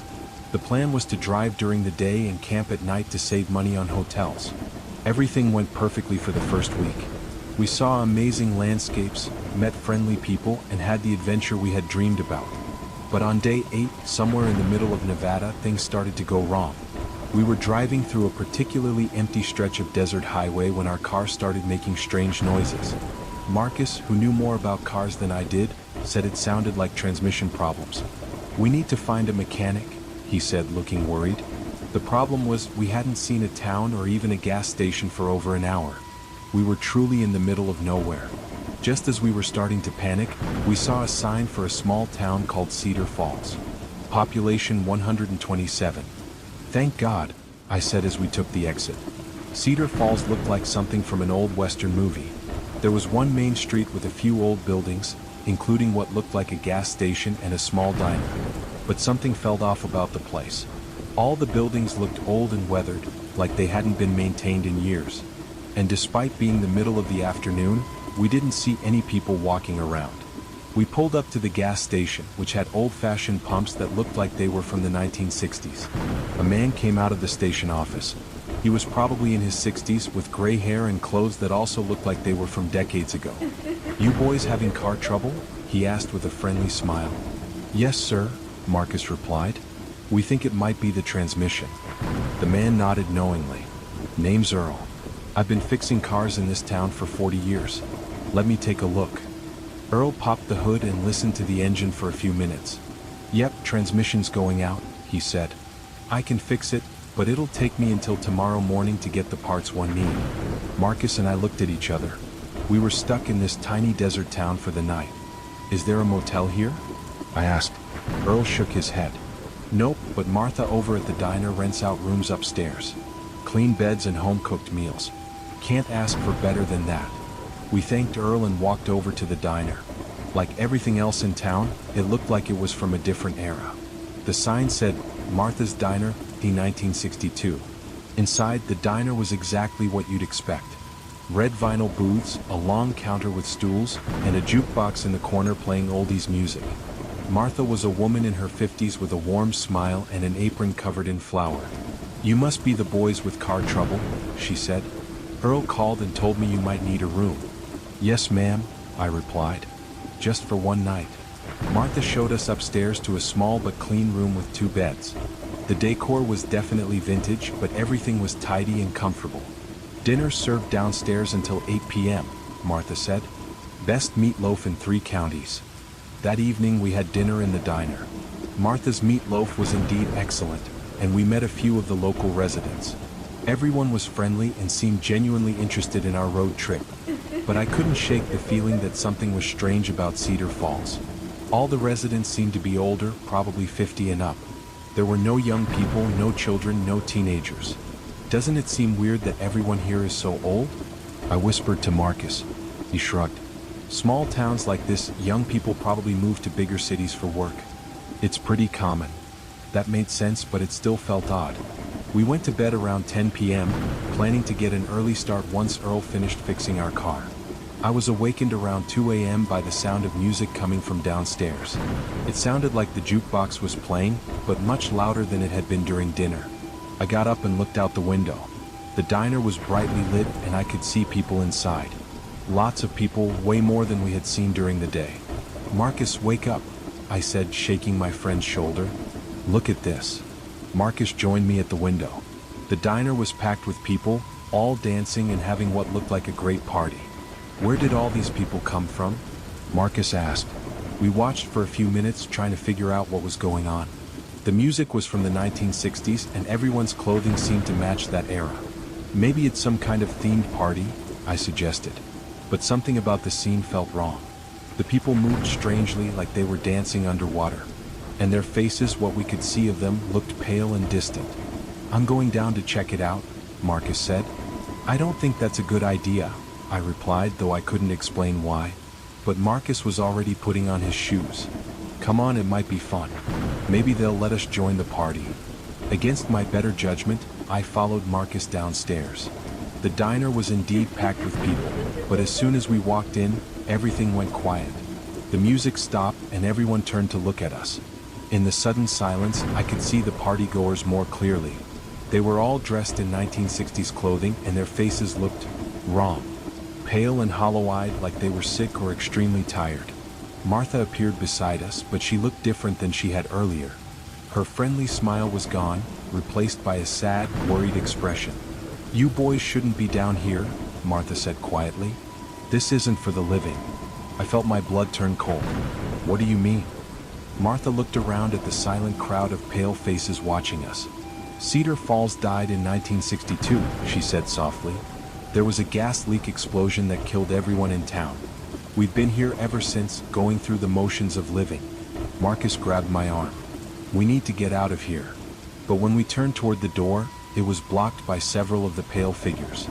We don't get many visitors, said a man who looked like he might have been the town sheriff decades ago.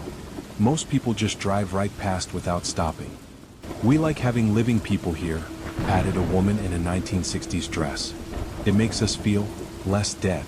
The crowd began moving closer to us. They didn't look angry or threatening, just desperately sad and lonely. Please don't leave, Martha said, and I could see tears in her ghostly eyes. It gets so quiet here, so empty. I understood then why the town had felt so strange. Everyone we had met, Earl, Martha, all the residents, they were all ghosts stuck in this desert town since 1962. We have to go, I said, trying to keep my voice steady. The car won't start, Earl said from somewhere in the crowd. I made sure of that. We need you to stay.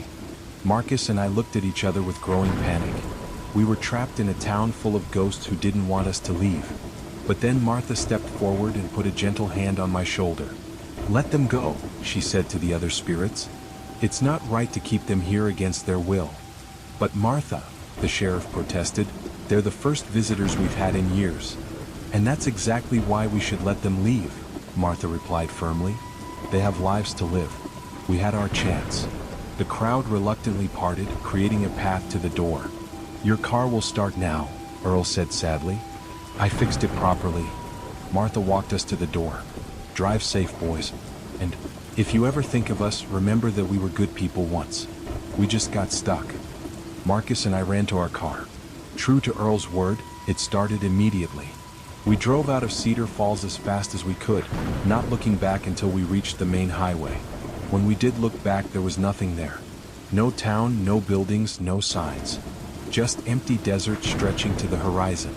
We drove straight through the night, not stopping until we reached the next major city. It wasn't until we were safe in a hotel room that we began to process what had happened. We researched Cedar Falls online and found newspaper articles from 1962 about a terrible gas explosion that had indeed killed 127 people in a small Nevada desert town. The town had been abandoned after the disaster, and eventually the buildings had been demolished. But for one night, Marcus and I had visited a town that no longer existed, filled with people who had been dead for over 50 years. We never talked about that night with anyone else. People would think we were crazy. But sometimes, when we're driving through remote areas, we both find ourselves watching for signs of small towns that might not be what they seem. And sometimes I think about Martha and her sad, kind smile. I hope she found peace eventually, and I hope the people of Cedar Falls aren't still waiting in that empty desert for visitors who will never come. The new apartment. When I moved to Chicago for my first job after college, I was excited but also nervous about living in a big city for the first time. I found a small studio apartment in an older building on the north side of town. The building was constructed in the 1920s and had that classic Chicago architecture with high ceilings and large windows. My apartment was on the 4th floor, and while it was small, it had character and was all I could afford on my entry-level salary. The landlord, Mr. Kowalski, was a Polish man in his 70s who had owned the building for decades. When he showed me the apartment, he seemed a bit hesitant. This unit has been empty for 6 months, he told me. The previous tenant left suddenly. Why? I asked. Mr. Kowalski shrugged. She said she heard noises at night. Probably just the old building settling. These places make lots of sounds. I wasn't too concerned about creaky floors and old pipes. The rent was reasonable and the location was perfect for getting to work. I moved in on a Saturday in September. The first week was great. I loved having my own place and I was busy with my new job, so I didn't spend much time in the apartment except to sleep. But by the second week, I started noticing some odd things. Every morning when I woke up, I would find my kitchen cabinets open. All of them. I would close them before going to bed, but by morning they would be standing wide open. At first, I thought maybe I was forgetting to close them properly. But I started making a point of checking each cabinet door before bed, making sure they were firmly closed. Still, every morning they were open. Then I started hearing the piano music. It would happen around 11 p.m. every night. Soft, classical piano music that seemed to be coming from the apartment above me. It was beautiful music, but it was always the same piece, a sad, haunting melody that I didn't recognize. I asked Mr. Kowalski about the tenant upstairs. "There is no upstairs," he said, looking confused. "You're on the top floor. There's nothing above you but the roof." I was sure he was mistaken, so I went up to check for myself. Sure enough, there was only a door leading to the roof access. No fifth floor, no apartment above mine. But I continued to hear the piano music every night at 11 p.m. One evening, I decided to investigate more thoroughly. At exactly 11 p.m., when the music started, I grabbed a chair and climbed up to press my ear against the ceiling. The music was definitely coming from directly above me. I could hear it clearly, as if someone was playing a piano in the room right over my head. But there was no room over my head. I mentioned this to my neighbor across the hall, Mrs. Chin, an elderly woman who had lived in the building for 20 years. "Oh, you're hearing Margaret," she said matter-of-factly. "Margaret. Margaret Sullivan. She lived in your apartment from 1962 to 1987. Lovely woman, played piano beautifully. She died of a heart attack right there in your living room." I felt a chill run down my spine. "She died in my apartment?" Mrs. Chin nodded. "Poor dear. She was playing her piano when it happened. The same song she played every night. After she died, tenants in that apartment would hear her music." "What happened to her piano?" I asked. "The family took it when they cleaned out the apartment. But Margaret, well, Margaret seems to still be playing it." That night, I listened more carefully to the piano music. It was indeed beautiful, though incredibly sad. I found myself looking forward to it, even though it gave me goosebumps. Over the next few weeks, other things started happening. I would come home to find my few books rearranged on my shelf. They were always arranged alphabetically by author, which was more organized than I usually kept them. My clothes would be folded more neatly than I had left them. And sometimes I would find fresh flowers in a glass by my window. I never bought flowers, and I had no idea where they were coming from. One evening, I decided to try talking to Margaret. "Thank you for the flowers," I said aloud to my empty apartment. "They're beautiful." The piano music that night seemed a little less sad, a little more peaceful. From then on, I would occasionally speak to Margaret. I would tell her about my day, about my job, about my life in Chicago. And gradually, the apartment began to feel less lonely. Margaret never appeared to me visually, but her presence was comforting rather than frightening. She seemed to be taking care of me in small ways, organizing my things, bringing flowers, playing her beautiful music each night. One evening in November, I was feeling particularly homesick and lonely. I was sitting on my small couch, feeling sorry for myself, when the piano music started earlier than usual. But this time, it wasn't the same sad melody. It was a cheerful, uplifting piece that seemed designed to boost my spirits. "Thank you, Margaret," I said, and I swear I felt a warm presence in the room with me. I lived in that apartment for 2 years. Margaret's presence became a normal part of my daily life. She was like having a caring grandmother watching over me. When I got a promotion and could afford a nicer apartment, I was sad to leave. On my last night, I spoke to Margaret one final time. "Thank you for taking care of me," I said. "I hope the next tenant appreciates your kindness as much as I did." That night, Margaret played a different song. It was still classical, but it had a sense of closure to it, like a farewell. The next morning, all my cabinets were closed for the first time since I had moved in. There were fresh flowers by the window, the most beautiful bouquet I had ever seen. I still live in Chicago, but in a modern apartment building with no history and no ghosts. Sometimes I miss Margaret's piano music and her gentle presence. I hope she's found peace, and I hope she continues to watch over whoever lives in that fourth-floor apartment now. Because not all ghosts are scary. Sometimes they're just lonely souls who want to take care of people the way they took care of people in life. Margaret taught me that death doesn't always end our capacity for kindness and love. The gas station. I worked at a 24-hour gas station on Highway 49 for about 6 months during my senior year of high school. It was a lonely job, especially during the overnight shifts, but the pay was decent and it gave me time to study for my classes. The gas station was located about 15 miles outside of town, right where the highway curved through some dense woods. During the day, we got plenty of traffic from people traveling between cities, but at night, especially after midnight, things got pretty quiet. Most of the overnight shift was just me and the occasional trucker stopping for coffee and fuel. I got used to the solitude and actually enjoyed having the place to myself. But in my third month working there, something happened that changed everything. It was a Tuesday night in February, around 2:30 a.m.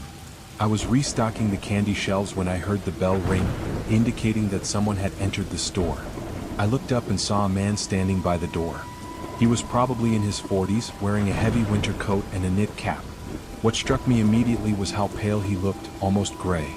"Can I help you?" I asked. The man didn't respond right away. He just stood there, looking around the store with this confused expression on his face. "Sir?" I said again. "Is everything okay?" Finally, he looked at me. His eyes were strange, not quite focused, like he was having trouble seeing clearly. "Where am I?" he asked quietly.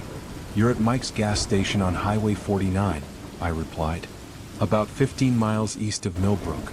The man frowned. "What year is it?" That was a weird question, but I figured maybe he was confused or had been drinking. "It's 2019, I said. The man's face went even paler, if that was possible. He looked around the store again, taking in the modern cash registers, the LED lighting, and the current newspaper headlines visible through the glass door. "That's not possible," he muttered. "It was just 1987. I was starting to feel uneasy. The guy was acting really strange, and we were alone in the middle of nowhere. "Sir, are you feeling okay?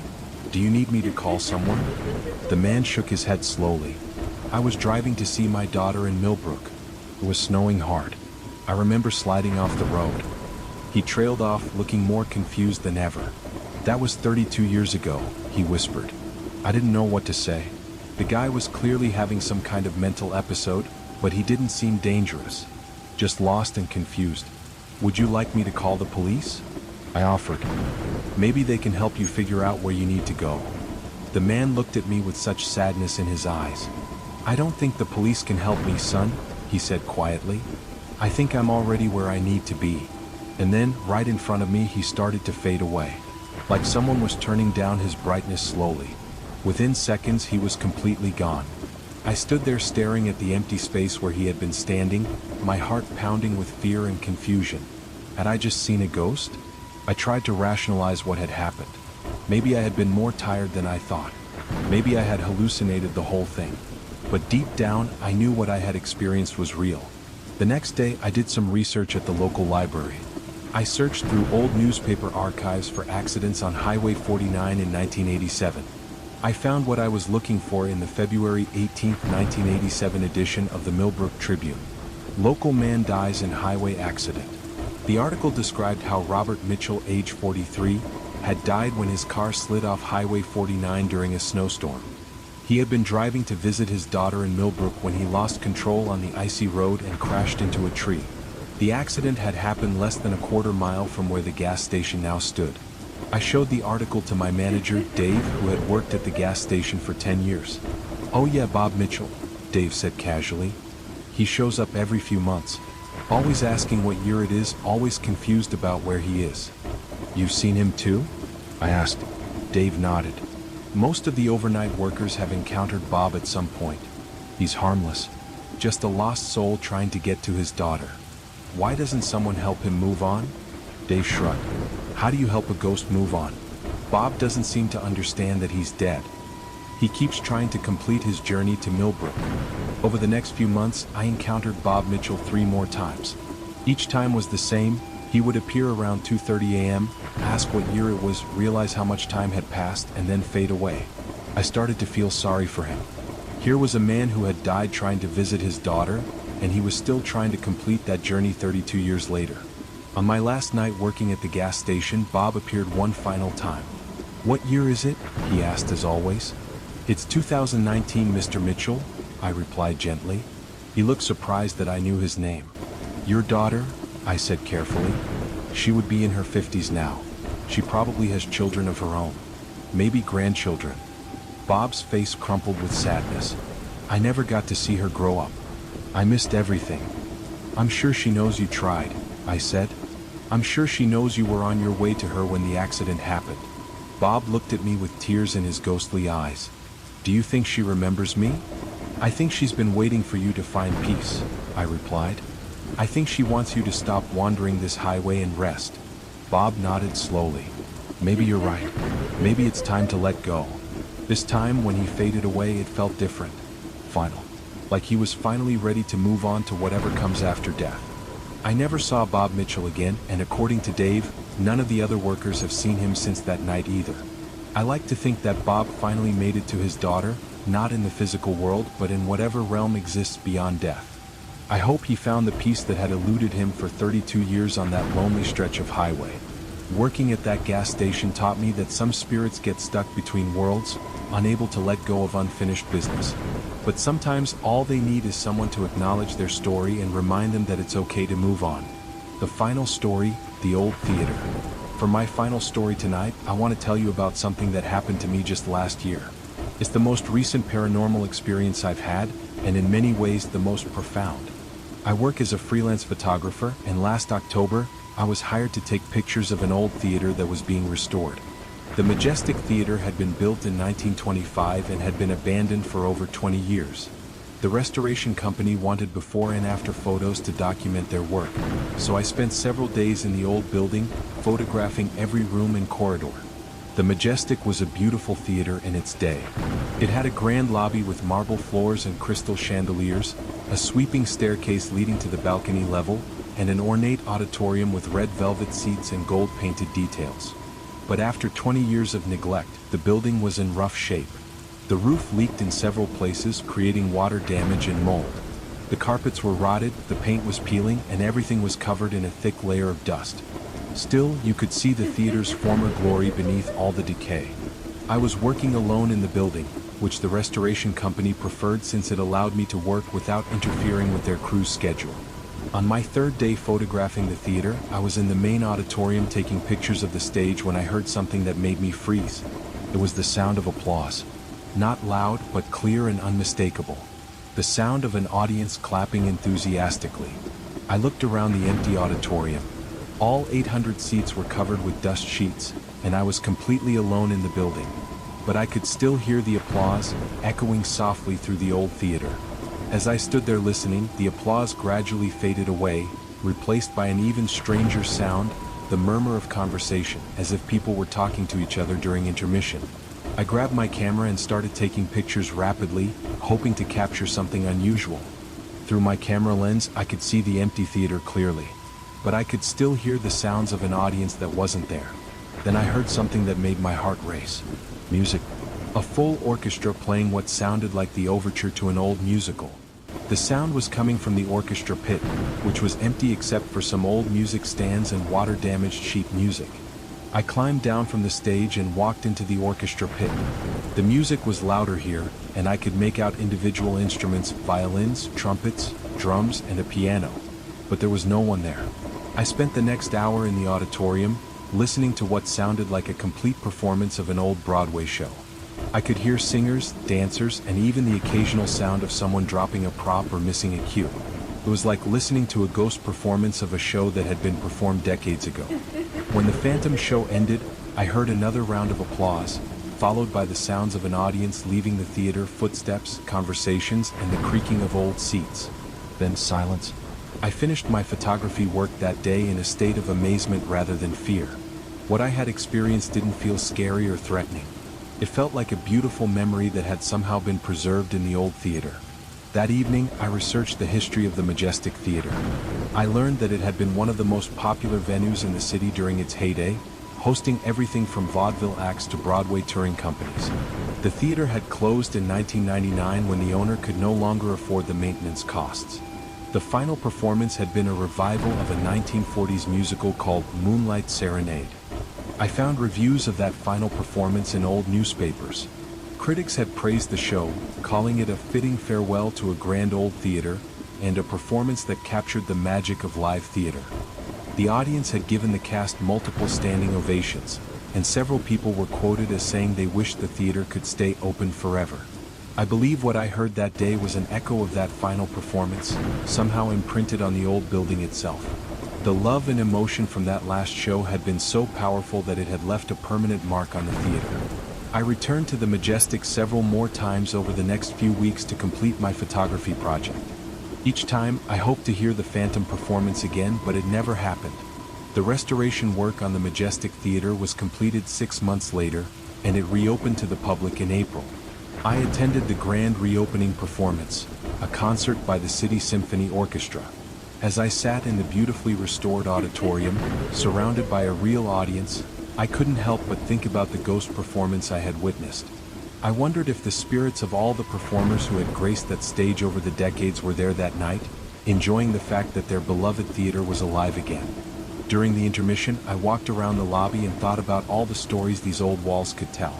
How many first dates had happened here? How many marriage proposals? How many children had attended their first live performance in these seats? The Majestic Theater had been more than just a building. It had been a place where people came together to experience art, emotion, and community. And even when it sat empty for 20 years, those memories and feelings had remained. As I left the theater that night, I said a quiet thank you to all the spirits who had kept the Majestic alive during its dark years.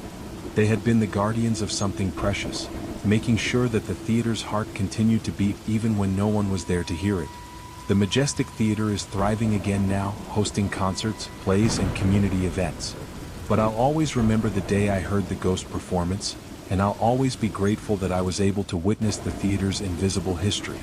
It reminded me that some places are more than just physical structures. They're repositories of human experience, holding on to the joy, sadness, love, and dreams of everyone who has passed through their doors. And sometimes, if you're very quiet and very lucky, you might hear the echoes of all that life and emotion, still playing in the shadows of an old theater. The moving truck. My name is Sarah, and I live in a small neighborhood where everyone waves to each other when they walk by.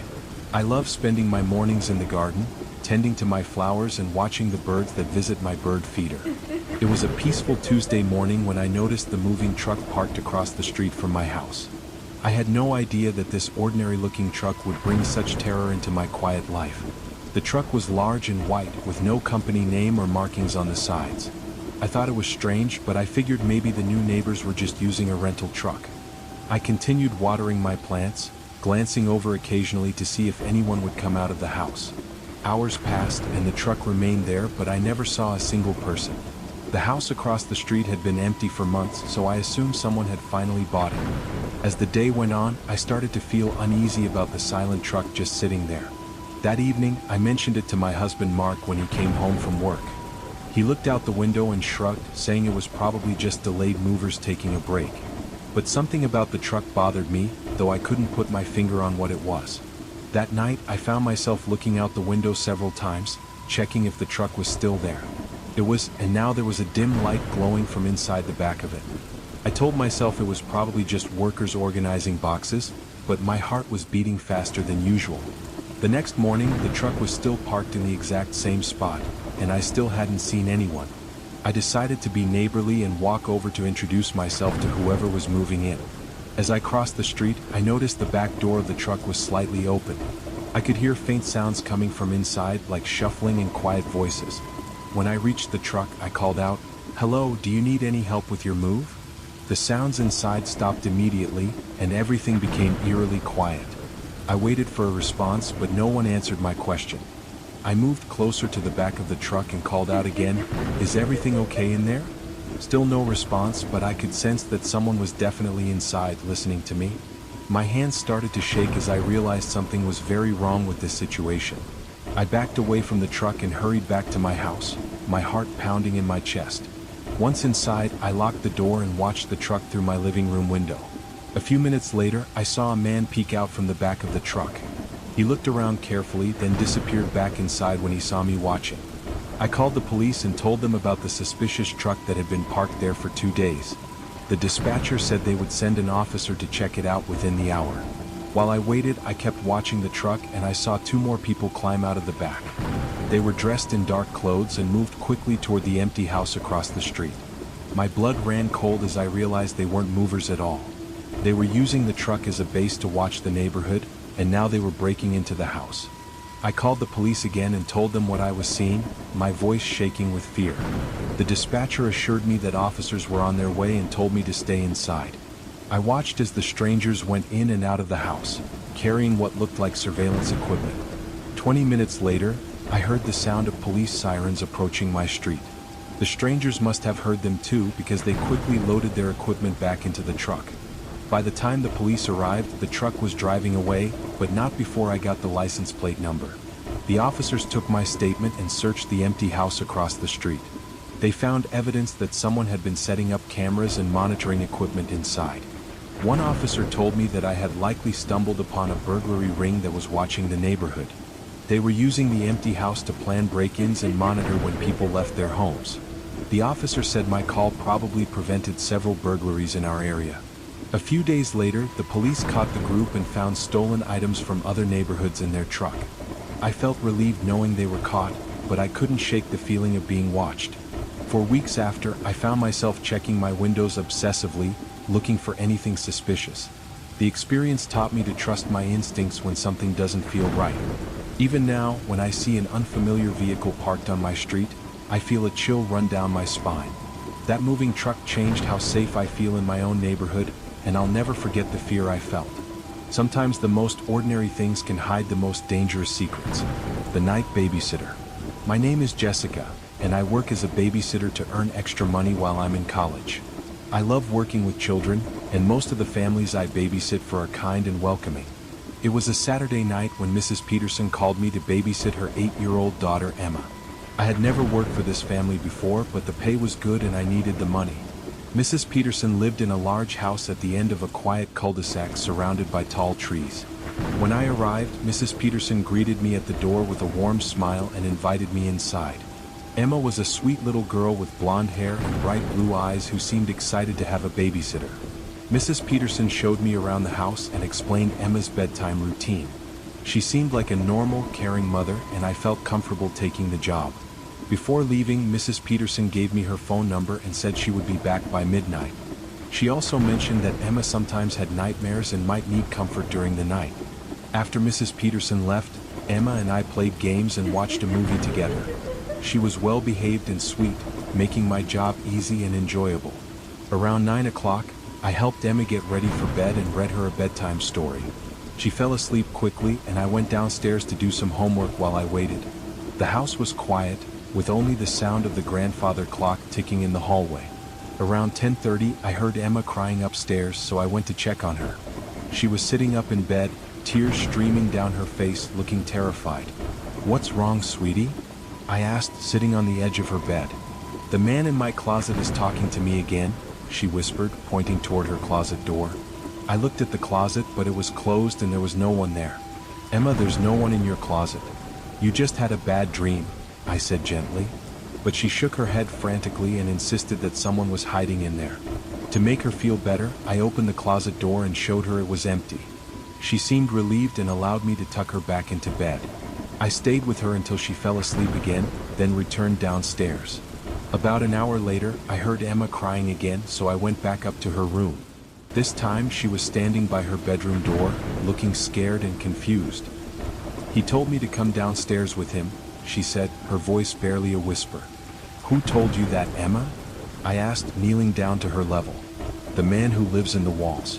He said he wants to show me something," she replied. My heart started beating faster as I realized this wasn't just a normal nightmare. I picked Emma up and carried her downstairs with me, not wanting to leave her alone. I called Mrs. Peterson, but her phone went straight to voicemail, which made me more nervous. Emma curled up on the couch next to me, still trembling from whatever had frightened her. "Emma, has this man talked to you before tonight?" I asked carefully. She nodded and told me that he had been visiting her for weeks, always at night. She said he told her not to tell her mother because it would be their special secret. Every word she spoke made my blood run colder, and I knew I had to get help. I tried calling Mrs. Peterson again, but there was still no answer. Just then, I heard a soft tapping sound coming from inside the walls of the house. Emma heard it too and grabbed my arm tightly, her eyes wide with terror. The tapping continued, moving from room to room as if someone was crawling through the walls. I called 911 and told them I needed police at the Peterson house immediately. While we waited, I held Emma close and tried to stay calm, though my hands were shaking. The tapping sounds got louder and seemed to be coming from directly above us now. Suddenly, we heard a loud crash from upstairs, like someone had fallen through the ceiling. I grabbed Emma and ran outside to wait for the police in my car. We sat there with the doors locked, watching the house until the officers arrived. When they searched the house, they found a man hiding in the crawl space above Emma's room. He had been living there for weeks, accessing the house through a loose vent cover. The police arrested him and found evidence that he had been watching Emma sleep. Mrs. Peterson arrived just as they were taking him away, and she was horrified by what had happened. She had no idea that someone had been living in her house and terrorizing her daughter. Emma was traumatized by the experience, and I felt terrible that I hadn't believed her right away. The police said the man had probably been planning to take Emma, but my call had stopped him. I never babysat for strangers again after that night, and I always trust children when they're scared. Sometimes the monsters that children fear are real, and adults need to listen to them. That night taught me that danger can hide in the most unexpected places. The delivery driver. My name is Mike, and I work as a delivery driver for a local pizza place in town. I've been doing this job for 3 years, and I know every street and house in my delivery area. Most nights are routine, just dropping off food and collecting payment from hungry customers. It was a Thursday night in October when I got an order that would change everything. The order was for 3 large pizzas to be delivered to an address on Maple Street. I had delivered to that street many times before, so I didn't think anything unusual about it. The house number was 1247, and the order total came to $43.50. I loaded the pizzas into my car and drove through the quiet neighborhood streets. When I arrived at the address, I noticed the house was completely dark, with no lights on inside. This seemed strange for someone who had just ordered dinner, but sometimes people forget to turn on their porch lights. I grabbed the pizzas and walked up to the front door, expecting to ring the bell and make a quick delivery. But when I reached the door, I noticed it was slightly open, just a crack. I could hear voices coming from inside, but they were speaking in whispers that I couldn't understand. I knocked on the door and called out, "Pizza delivery for 1247 Maple Street." The whispering stopped immediately, and the house became completely silent. I waited for a moment, then knocked again and announced myself louder. Still no response, but I could sense that people were definitely inside, listening to me. I started to feel uncomfortable, like something wasn't right about this delivery. I called out one more time, "Your pizza is here, that'll be $43.50. Suddenly, the door opened wider, but I couldn't see anyone behind it. A voice from inside the dark house said, "Come in, we're waiting for you." Every instinct in my body told me not to go into that house, but I needed to complete the delivery. I stayed on the porch and said, "I can hand you the pizzas right here, sir." The voice replied, "We can't come to the door. Please bring them inside." Something about the voice sounded strange, like the person was trying to disguise how they really spoke. I decided to follow my gut feeling and step back from the door. "I'm sorry, but I can't enter customers' homes. Company policy," I said, which was true. The voice became more insistent. "Just step inside for a second. We have the money ready." I could hear multiple people moving around inside the house now, and my heart started racing. I realized this wasn't a normal pizza delivery, and these people had something else planned. I backed away from the door and said, "I'll leave the pizzas on the porch and you can pay later." As I set the pizzas down, I heard footsteps rushing toward the door from inside. I ran back to my car as fast as I could and drove away without looking back. My hands were shaking as I called my manager to report what had happened. He told me to call the police and report the suspicious activity at that address. When I called 911, the dispatcher said they had received similar reports about that house. Other delivery drivers had reported strange encounters there, but none had gone inside. The police investigated and found that the house was being used by a group of criminals. They were luring delivery drivers inside to rob them and steal their cars. Several drivers from other companies had gone missing after delivering to that address. The police arrested 5 people and found stolen money and car keys inside the house. I felt sick thinking about what could have happened if I had ignored my instincts. The manager praised me for trusting my gut and following safety protocols. But for weeks after, I felt nervous about every delivery, especially to houses I didn't recognize. I started carrying pepper spray and always parked where I could make a quick escape. That night taught me that criminals will use any method to target innocent people. Now I always trust my instincts when something feels wrong, no matter how normal it seems. Sometimes a simple pizza delivery can be a trap, and being cautious can save your life. The new neighbor. My name is Carol, and I live alone in a small house that I inherited from my grandmother. I love the peace and quiet of my neighborhood, where I know most of my neighbors by name. We all look out for each other and keep an eye on things when someone goes out of town. It was early spring when someone new moved into the house next door to mine. I was excited to have a new neighbor and planned to introduce myself with a welcome gift. The moving truck arrived on a Saturday morning, but I noticed something odd right away. The movers were working completely in silence, not talking to each other at all. They carried boxes and furniture into the house quickly, like they were in a hurry. I never saw the person who was moving in, which I thought was strange. Usually new neighbors come outside to direct the movers or check on their belongings. By evening the truck was gone, but I still hadn't seen who my new neighbor was. I decided to wait a day or two before going over to introduce myself. That night, I noticed that my new neighbor kept very strange hours. Lights would come on in different rooms throughout the night, but never during the day. I could see shadows moving past the windows, but they moved in an odd, jerky way. Sometimes I heard muffled sounds coming from the house, like furniture being moved around. This went on for several days, and I began to feel curious about my mysterious neighbor. I decided to bake some cookies and go over to introduce myself properly. It was a Tuesday afternoon when I knocked on my neighbor's front door.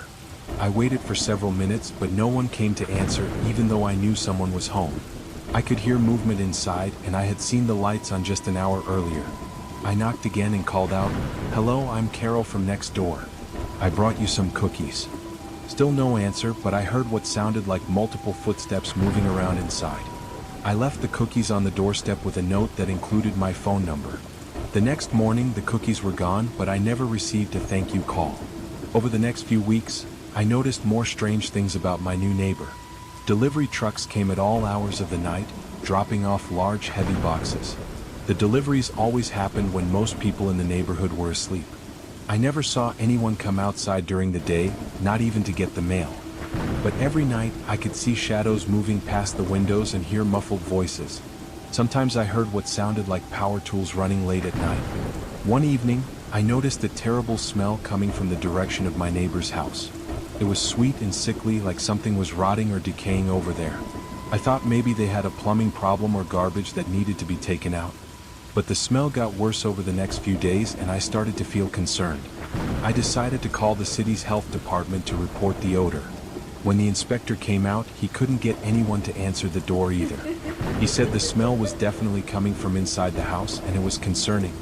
The inspector said he would have to get the police involved if the residents didn't respond. That night, I watched from my window as police officers knocked on my neighbor's door. After waiting for 20 minutes with no response, they got a warrant to enter the house. What they found inside made me sick to my stomach and gave me nightmares for months. The house was filled with stolen goods from burglaries all over the city. But worse than that, they found evidence of much more serious crimes. The police arrested 3 people who had been using the house as a criminal headquarters. They had been planning robberies and worse, right next door to where I slept every night. The smell had been coming from evidence they were trying to destroy in the basement. I learned later that they had been watching me and other neighbors to plan their crimes. They knew my schedule and had even planned to break into my house the following week. The police said my call about the smell had probably saved several people from becoming victims. After the arrests, it took weeks for the smell to completely go away. I had trouble sleeping, knowing that such dangerous people had been living so close to me.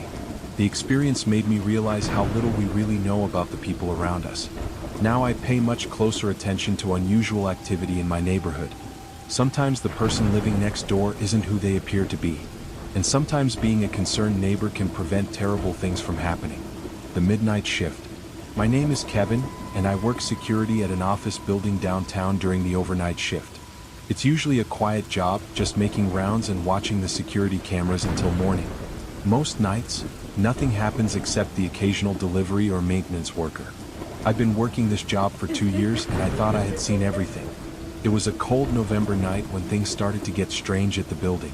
I was sitting at the security desk around midnight, reading a book to stay awake. That's when I noticed something odd on one of the security camera monitors. The camera that watches the parking garage showed a figure standing perfectly still between 2 cars. The person was wearing dark clothes and appeared to be staring directly at the camera. I switched to different camera angles to get a better look, but the person was gone. I figured it was probably just someone who worked late and was heading to their car. But 20 minutes later, the same figure appeared on a different camera on the second floor. This time they were standing at the end of the hallway, completely motionless again. I felt a chill run down my spine because all the office doors on that floor were locked. No one should have been able to get into the building without passing by my desk first. I grabbed my flashlight and radio and went to investigate the second floor. When I got there, the hallway was empty, but I could smell something strange in the air. There was a musty, damp smell, like someone who had been living underground. I checked all the office doors and they were still locked, just as they should be. But I noticed wet footprints on the carpet leading from the elevator to the men's bathroom. I followed the footprints and pushed open the bathroom door carefully. Inside, I could hear the sound of dripping water, but all the faucets were turned off. I called out, "Security, is someone in here?" but received no response. I checked each bathroom stall, but they were all empty, though one was still wet inside. I returned to my desk feeling confused and unsettled by what I had experienced. I made a note in the security log about the incident, though I wasn't sure what to write. An hour later, the figure appeared again, this time on the camera watching the lobby. They were standing right behind the front desk where I was sitting, but when I turned around, no one was there. My heart started pounding as I realized someone was definitely in the building with me. I called my supervisor and explained what was happening, but he didn't seem concerned. He told me to do another sweep of the building and call the police if I found anything. As I started my rounds, I heard the elevator moving between floors, though I hadn't called it. I watched the floor indicator as it stopped at the 4th floor, where the executive offices were. I took the stairs to avoid the elevator and made my way to the 4th floor. When I got there, I found that someone had turned on all the lights in the hallway. I was certain those lights had been off when I checked the building earlier. I could hear the sound of papers rustling coming from one of the corner offices. I approached the office slowly and saw that the door was slightly open. Through the crack, I could see someone sitting at the desk going through files. I called out, "This is security, you need to identify yourself immediately." The rustling stopped, but the person didn't respond or come to the door. I pushed the door open and stepped into the office, my flashlight ready. The chair behind the desk was still spinning slowly, but the room was empty. Papers were scattered across the desk and floor, like someone had been searching for something specific. I called the police and waited by the elevator until they arrived 15 minutes later. The officers searched the entire building but found no signs of an intruder. However, they discovered that the roof access door had been forced open from the outside. Someone had climbed onto the roof and found a way into the building through an old maintenance shaft. The police found evidence that this person had been living in the building's basement for weeks. They had been coming up at night to search through confidential files and steal information. The wet footprints I had seen were from someone who had been hiding in the building's old tunnels. Security cameras from other buildings in the area helped police identify and arrest the intruder. He was a former employee who had been fired and was trying to steal company secrets. After that night, the building installed better security measures and sealed all the old access points. But I never felt completely safe during my overnight shifts again. Every shadow and every sound made me think about that mysterious figure watching me. The experience taught me that even secure buildings can have hidden vulnerabilities. And sometimes the person you're looking for is closer than you think. The substitute teacher. My name is Linda, and I work as a substitute teacher at various elementary schools in the district. I love working with children and helping them learn when their regular teacher is absent. Most of my assignments are routine, covering for teachers who are sick or attending meetings. It was a Monday morning in March when I got called to substitute at Riverside Elementary. The school secretary told me I would be covering for Mrs. Patterson's 3rd grade class. She mentioned that Mrs. Patterson had left detailed lesson plans and that the students were well behaved. When I arrived at the school, I noticed that the hallway seemed unusually quiet for a Monday morning. The principal greeted me briefly and showed me to Mrs. Patterson's classroom. The room was neat and organized, with colorful posters and student artwork on the walls. I reviewed the lesson plans and prepared for the students to arrive at 8:30. But when the bell rang, only 12 students came into the classroom instead of the usual 24. That I asked the students where their classmates were, and they all gave me the same strange answer. They said the other kids had been picked for the special program and wouldn't be coming back. I thought this was odd, but I figured there must be some kind of field trip or assembly I wasn't told about. I started the morning lesson, but the students seemed unusually quiet and nervous. They kept looking toward the empty desks where their missing classmates usually sat. During recess, I asked another teacher about the special program the students had mentioned. She looked confused and said she didn't know anything about any special program at the school. She also mentioned that she hadn't seen Mrs. Patterson in over a week, which seemed strange. When I returned to the classroom, I found a note on Mrs. Patterson's desk that hadn't been there before. The note was written in a child's handwriting and said, "They took Tommy and Sarah to the basement." My heart started beating faster as I realized something was very wrong at this school. I asked the students who had written the note, but they all claimed they didn't know. One little girl raised her hand and whispered, "The man in the suit keeps taking kids away." "What man in the suit?" I asked, but she just shook her head and wouldn't say anything more. During lunch, I decided to explore the school and see if I could find the missing students. I went down to the basement level, which housed the cafeteria, kitchen, and storage rooms. Most of the basement was dark, with only a few lights working in the main hallway. I could hear voices coming from a room at the end of the hall, behind a door marked "Authorized Personnel Only." I approached the door quietly and listened to what sounded like children's voices inside. I recognized some of the voices as belonging to the students who were missing from my class. I tried the door handle, but it was locked, which made my suspicions even stronger. I went back upstairs and called the main office to ask about the basement room. The secretary seemed nervous when I asked and said she would have the principal call me back. Instead of waiting, I decided to call the police and report what I had discovered. I told them about the missing students and the locked room in the basement with children's voices. Within 20 minutes, police officers arrived at the school and began investigating. They found 12 children locked in the basement room, including the students from my class. The children had been told they were part of a special program, but they were actually being held against their will. A man who claimed to be a school administrator had been taking children from their classrooms.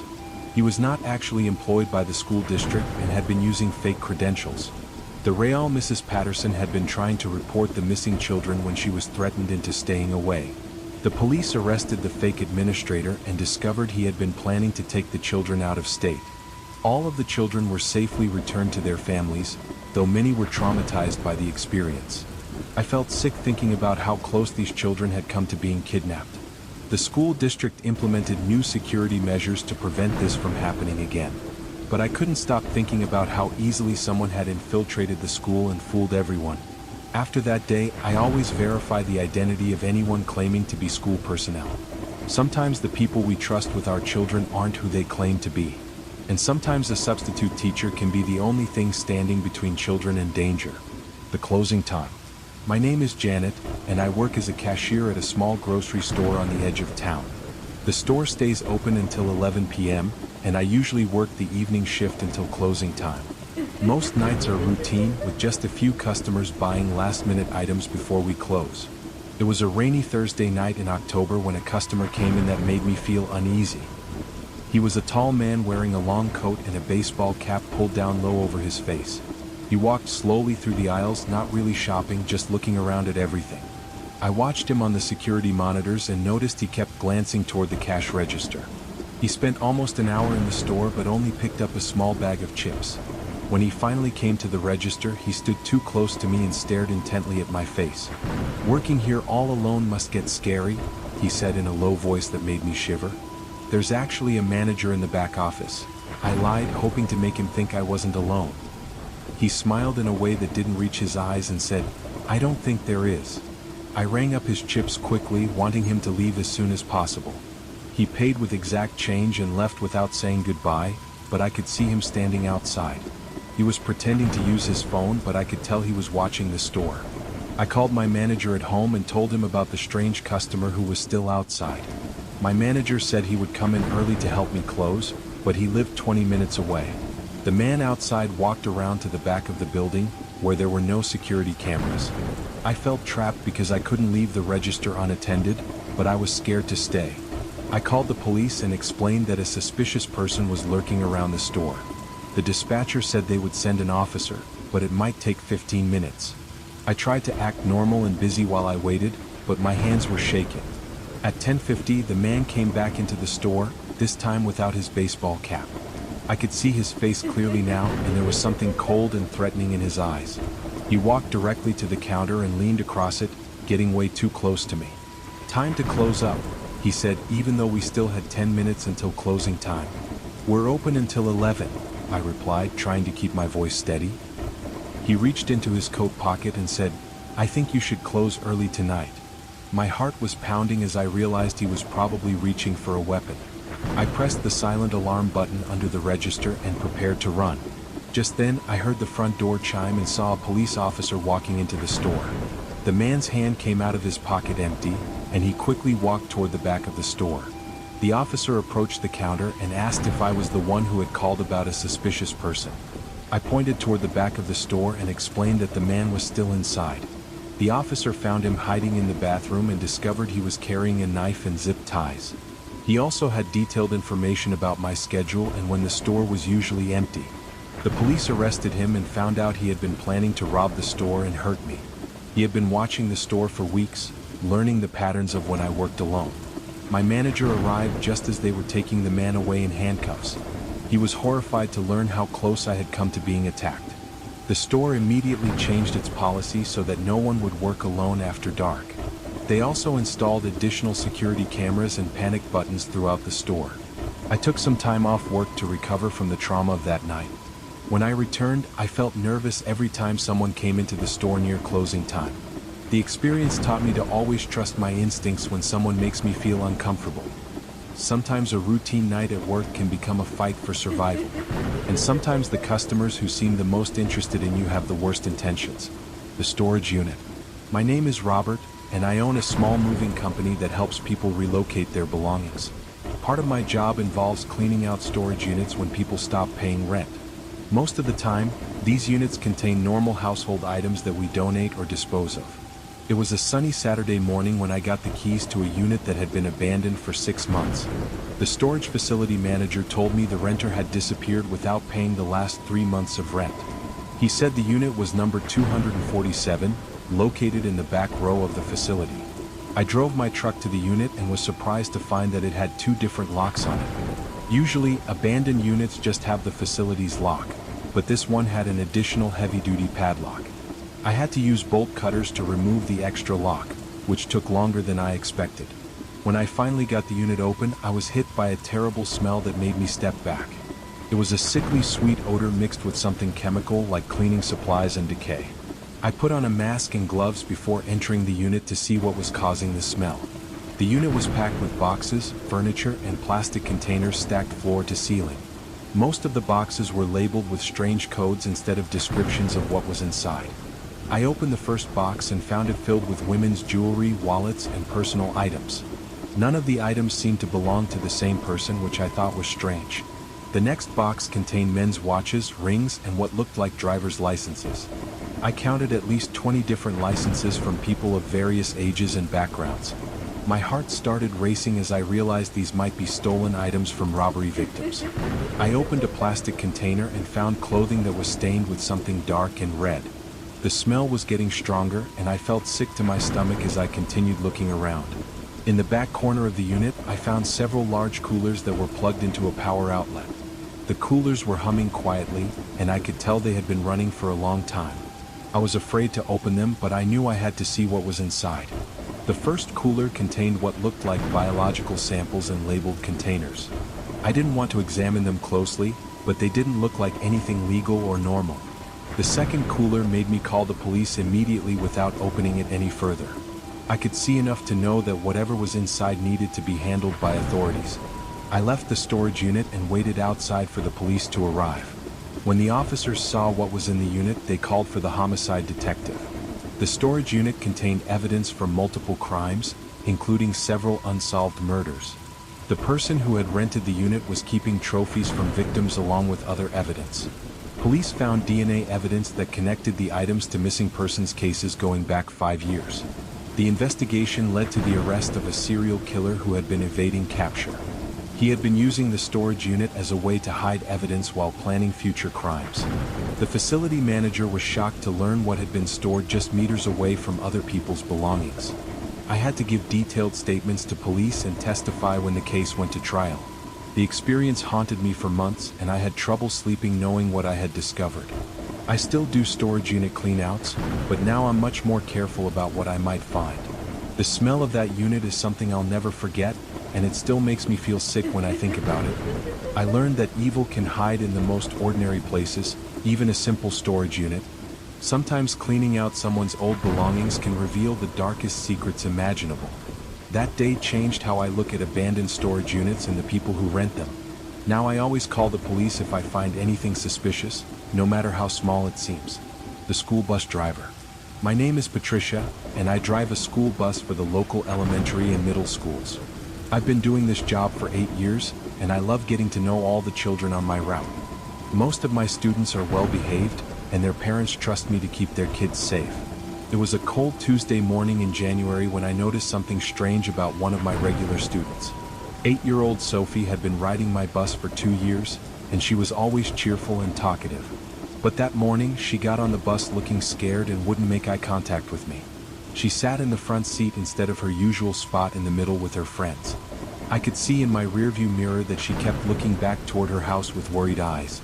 "Everything okay, Sophie?" I asked as I started driving toward the school. She just nodded but didn't say anything, which was very unusual for her. Throughout the week, Sophie continued to act strange and withdrawn on the bus. She stopped talking to her friends and always seemed nervous about something. I also noticed that she was often the last student to get picked up, even though her stop was early on my route.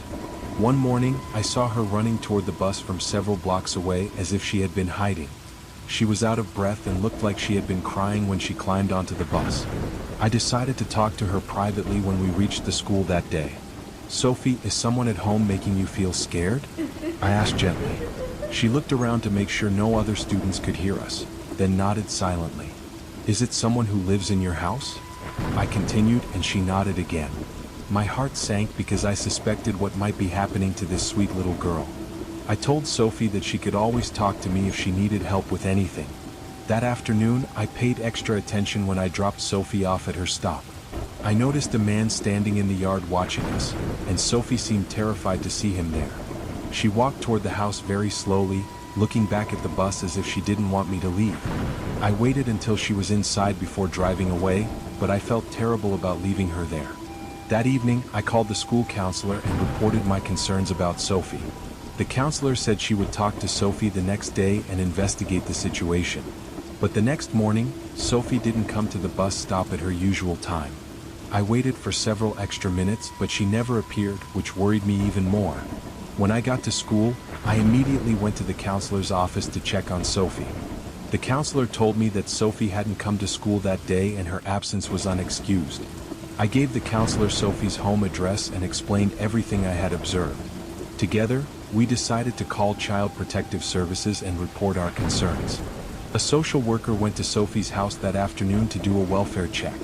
What they found there confirmed my worst fears about what was happening to Sophie. The man I had seen in the yard was her mother's boyfriend, and he had been abusing Sophie for months. Sophie had been trying to avoid going home by hiding until the last possible moment each morning. The social worker removed Sophie from the home immediately and placed her with her grandparents. Her mother's boyfriend was arrested and charged with multiple counts of child abuse. Sophie's mother had known what was happening but had been too afraid to report it or protect her daughter. When Sophie returned to school a week later, she seemed like a completely different child. She was smiling again and talking to her friends, and she thanked me for caring about her. The school counselor told me that my observations had probably saved Sophie from even worse abuse. I realized that bus drivers are often the first adults to notice when children are in trouble at home. Now I pay close attention to any changes in my students' behavior or appearance. I've learned that sometimes a child's safety depends on the adults around them speaking up. Sophie taught me that being observant and caring can literally save a child's life. Sometimes the most important part of driving a school bus isn't getting kids to school safely. It's making sure they have a safe place to go home to at the end of the day. The apartment manager. My name is David, and I work as the manager of a large apartment complex downtown. I handle everything from rent collection to maintenance requests and tenant complaints. Most of my job is routine, dealing with normal problems that come with managing rental properties. It was a quiet Sunday evening in September when I got a strange call from one of my tenants. Mrs. Chun from apartment 4B said she could hear drilling and hammering coming from the unit above her. This seemed odd because apartment 5B had been vacant for over 2 months. I told Mrs. Chen I would investigate first thing Monday morning when maintenance staff was available. But she called back an hour later, saying the noises were getting louder and more frequent. She was concerned because the sounds were happening late at night when most people were sleeping. I decided to grab my master keys and go check the vacant apartment myself. When I got to the 5th floor, I could indeed hear sounds coming from apartment 5B. It sounded like someone was moving heavy furniture and doing construction work inside. I knocked on the door and called out, "Building management, is someone in there?" The noises stopped immediately, but no one came to answer the door. I used my master key to unlock the apartment and stepped inside cautiously. The apartment was supposed to be empty, but I could see that someone had been living there. There were sleeping bags, food containers, and personal belongings scattered around the rooms. But what really shocked me was what I saw in the main bedroom. Someone had been drilling holes in the floor and walls, creating small openings throughout the apartment. I looked through one of the holes and realized it gave a clear view into Mrs. Chen's apartment below. My blood ran cold as I understood that someone had been spying on my tenant. I immediately called the police and waited outside the apartment for them to arrive. While I waited, I could hear movement inside, like someone was trying to hide evidence. When the officers arrived, they found a man hiding in the bedroom closet. He had been living in the vacant apartment for weeks without permission. The police discovered that he had drilled dozens of spy holes throughout the apartment. He had been watching and photographing Mrs. Chen without her knowledge or consent. They found cameras, recording equipment, and hundreds of photos of Mrs. Chen in her home. The man had somehow gotten access to the apartment and had been stalking her for months. He knew her daily routine, when she left for work and when she was home alone. Mrs. Chen was horrified when she learned that someone had been watching her private moments. She had no idea that her every move was being recorded by a stranger living above her. The police arrested the man for burglary, stalking, and invasion of privacy. They also found evidence that he had been planning to break into Mrs. Chen's apartment. I felt terrible that this had happened to one of my tenants right under my nose. We immediately changed all the locks in the building and installed better security measures. I also implemented a policy requiring background checks on anyone with access to vacant units. Mrs. Chen moved out of the building the following month because she no longer felt safe there. I couldn't blame her, knowing that someone had violated her privacy so completely. The experience taught me to take tenant complaints seriously, no matter how minor they seem. It also showed me how easily someone can hide in plain sight within an apartment building. Now I do regular inspections of vacant units to make sure no one is living there illegally. I've learned that property managers have a responsibility to protect tenants from predators. Sometimes the person living in your building isn't supposed to be there at all. And sometimes a simple noise complaint can uncover a much more serious crime. The dog walker. My name is Maria, and I work as a professional dog walker in a wealthy neighborhood across town. I love animals, and this job allows me to spend time outdoors while caring for people's pets. Most of my clients are busy professionals who trust me to exercise their dogs while they're at work. It was a beautiful Thursday afternoon in May when I was walking 3 dogs in Riverside Park. The dogs were playing happily while I sat on a bench, enjoying the sunshine and fresh air. That's when I noticed a man sitting in a car at the edge of the park, watching me. He had been there when I arrived, and he was still there 30 minutes later. I didn't think much of it at first, assuming he was just waiting for someone. But when I moved to a different area of the park, his car moved too. I started to feel uncomfortable, like this person was following me and the dogs. I decided to cut the walk short and head back toward the neighborhood where I worked. As I walked along the sidewalk with the 3 dogs, I noticed the same car driving slowly behind me. My heart started beating faster as I realized this man was definitely following me. I turned down a side street to see if the car would continue following, and it did. I pulled out my phone and pretended to make a call while I tried to figure out what to do. The dogs seemed to sense my nervousness and started pulling on their leashes anxiously. I decided to walk to the nearest house where I had a client and see if anyone was home. Mrs. Rodriguez lived just 2 blocks away, and I hoped she might be there to help me. As I approached her house, the car parked across the street and the man got out. He was middle-aged with dark hair, wearing jeans and a baseball cap. He started walking toward me, and I could see he was carrying something in his hand. I ran up to Mrs. Rodriguez's front door and rang the bell repeatedly. Thank goodness she was home and came to the door immediately. "Maria, what's wrong?" she asked, seeing the panic on my face. I quickly explained about the man who had been following me, and she let me inside. Through the window, we watched as the man stood on the sidewalk looking at the house. Mrs. Rodriguez called the police while I tried to calm down the scared dogs. The man must have realized we were calling for help because he got back in his car and drove away. When the police arrived, they took a description of the man and his vehicle. They said there had been reports of a similar man following other women in the area. The officer told me that I had done the right thing by going to a safe location. He also advised me to vary my walking routes and times to make it harder for anyone to predict my schedule. Over the next few days, I kept looking over my shoulder, worried that the man might appear again. I started carrying pepper spray and always let someone know where I was walking and when. A week later, the police called to tell me they had arrested the man. He had been following several women in the neighborhood, including other dog walkers. They found disturbing items in his car that suggested he was planning to kidnap someone. The police said my quick thinking and Mrs. Rodriguez's help had probably prevented a serious crime. Several other women came forward after his arrest, saying he had followed them too. I realized that I had been targeted simply because I was alone and followed a predictable routine.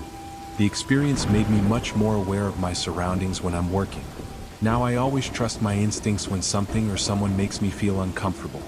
I've learned that predators often target people who work alone and have regular schedules. Sometimes being followed by a stranger is the first sign of a much more dangerous situation. And sometimes the safety of yourself and the animals in your care depends on acting quickly. The hotel housekeeper. My name is Carmen, and I work as a housekeeper at a mid-size hotel near the airport. I've been cleaning hotel rooms for 5 years, and I thought I had seen every kind of mess guests could make. Most days are routine, just changing sheets, cleaning bathrooms, and restocking supplies. It was a busy Friday morning in August when I was assigned to clean the rooms on the 3rd floor. Room 312 was supposed to be a standard checkout, with guests who had stayed for 3 nights. When I knocked on the door and announced, "Housekeeping," there was no response from inside. I used my key card to enter the room, expecting to find the typical post-checkout mess. But what I found inside made me drop my cleaning supplies and step back in shock. The room looked like someone had been living there for months instead of just 3 days. Every surface was covered with papers, photographs, and what looked like surveillance equipment. The walls were covered with pictures of different people, connected by strings like a detective's investigation board. I recognized some of the faces as hotel guests I had cleaned rooms for in the past.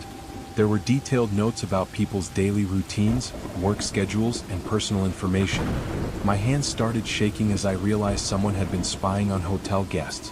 I noticed that several of the photographs showed people in their hotel rooms, apparently taken without their knowledge. Some of the pictures had been taken through windows, while others seemed to be from hidden cameras.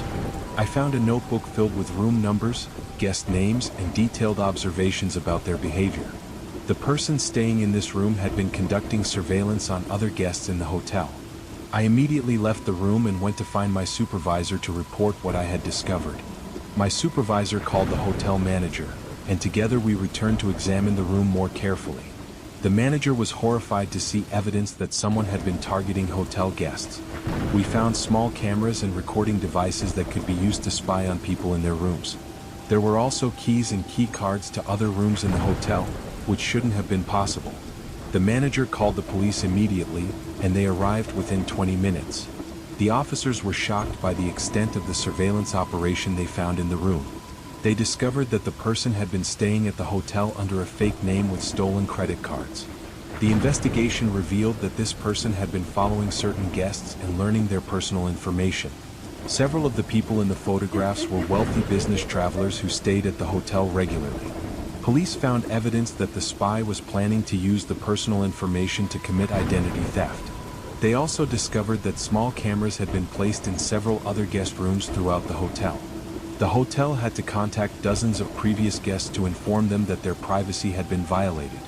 Many of the affected guests were understandably upset and threatened to sue the hotel. The hotel immediately implemented new security measures and background checks for all guests. They also had to sweep every room in the building to look for hidden cameras and recording devices. I felt sick knowing that I had been cleaning rooms where guests were being secretly watched. It made me realize how vulnerable people are when they stay in hotels and trust that their privacy is protected. The person responsible was eventually arrested and charged with multiple crimes related to stalking and identity theft. But the damage to the hotel's reputation was significant. and several employees lost their jobs. I now pay much closer attention to anything unusual I find while cleaning guest rooms. The experience taught me that hotels can be targets for people with criminal intentions. Sometimes the guest in the next room isn't just a regular traveler passing through. And sometimes the person you trust to respect your privacy is actually violating it in the worst possible way.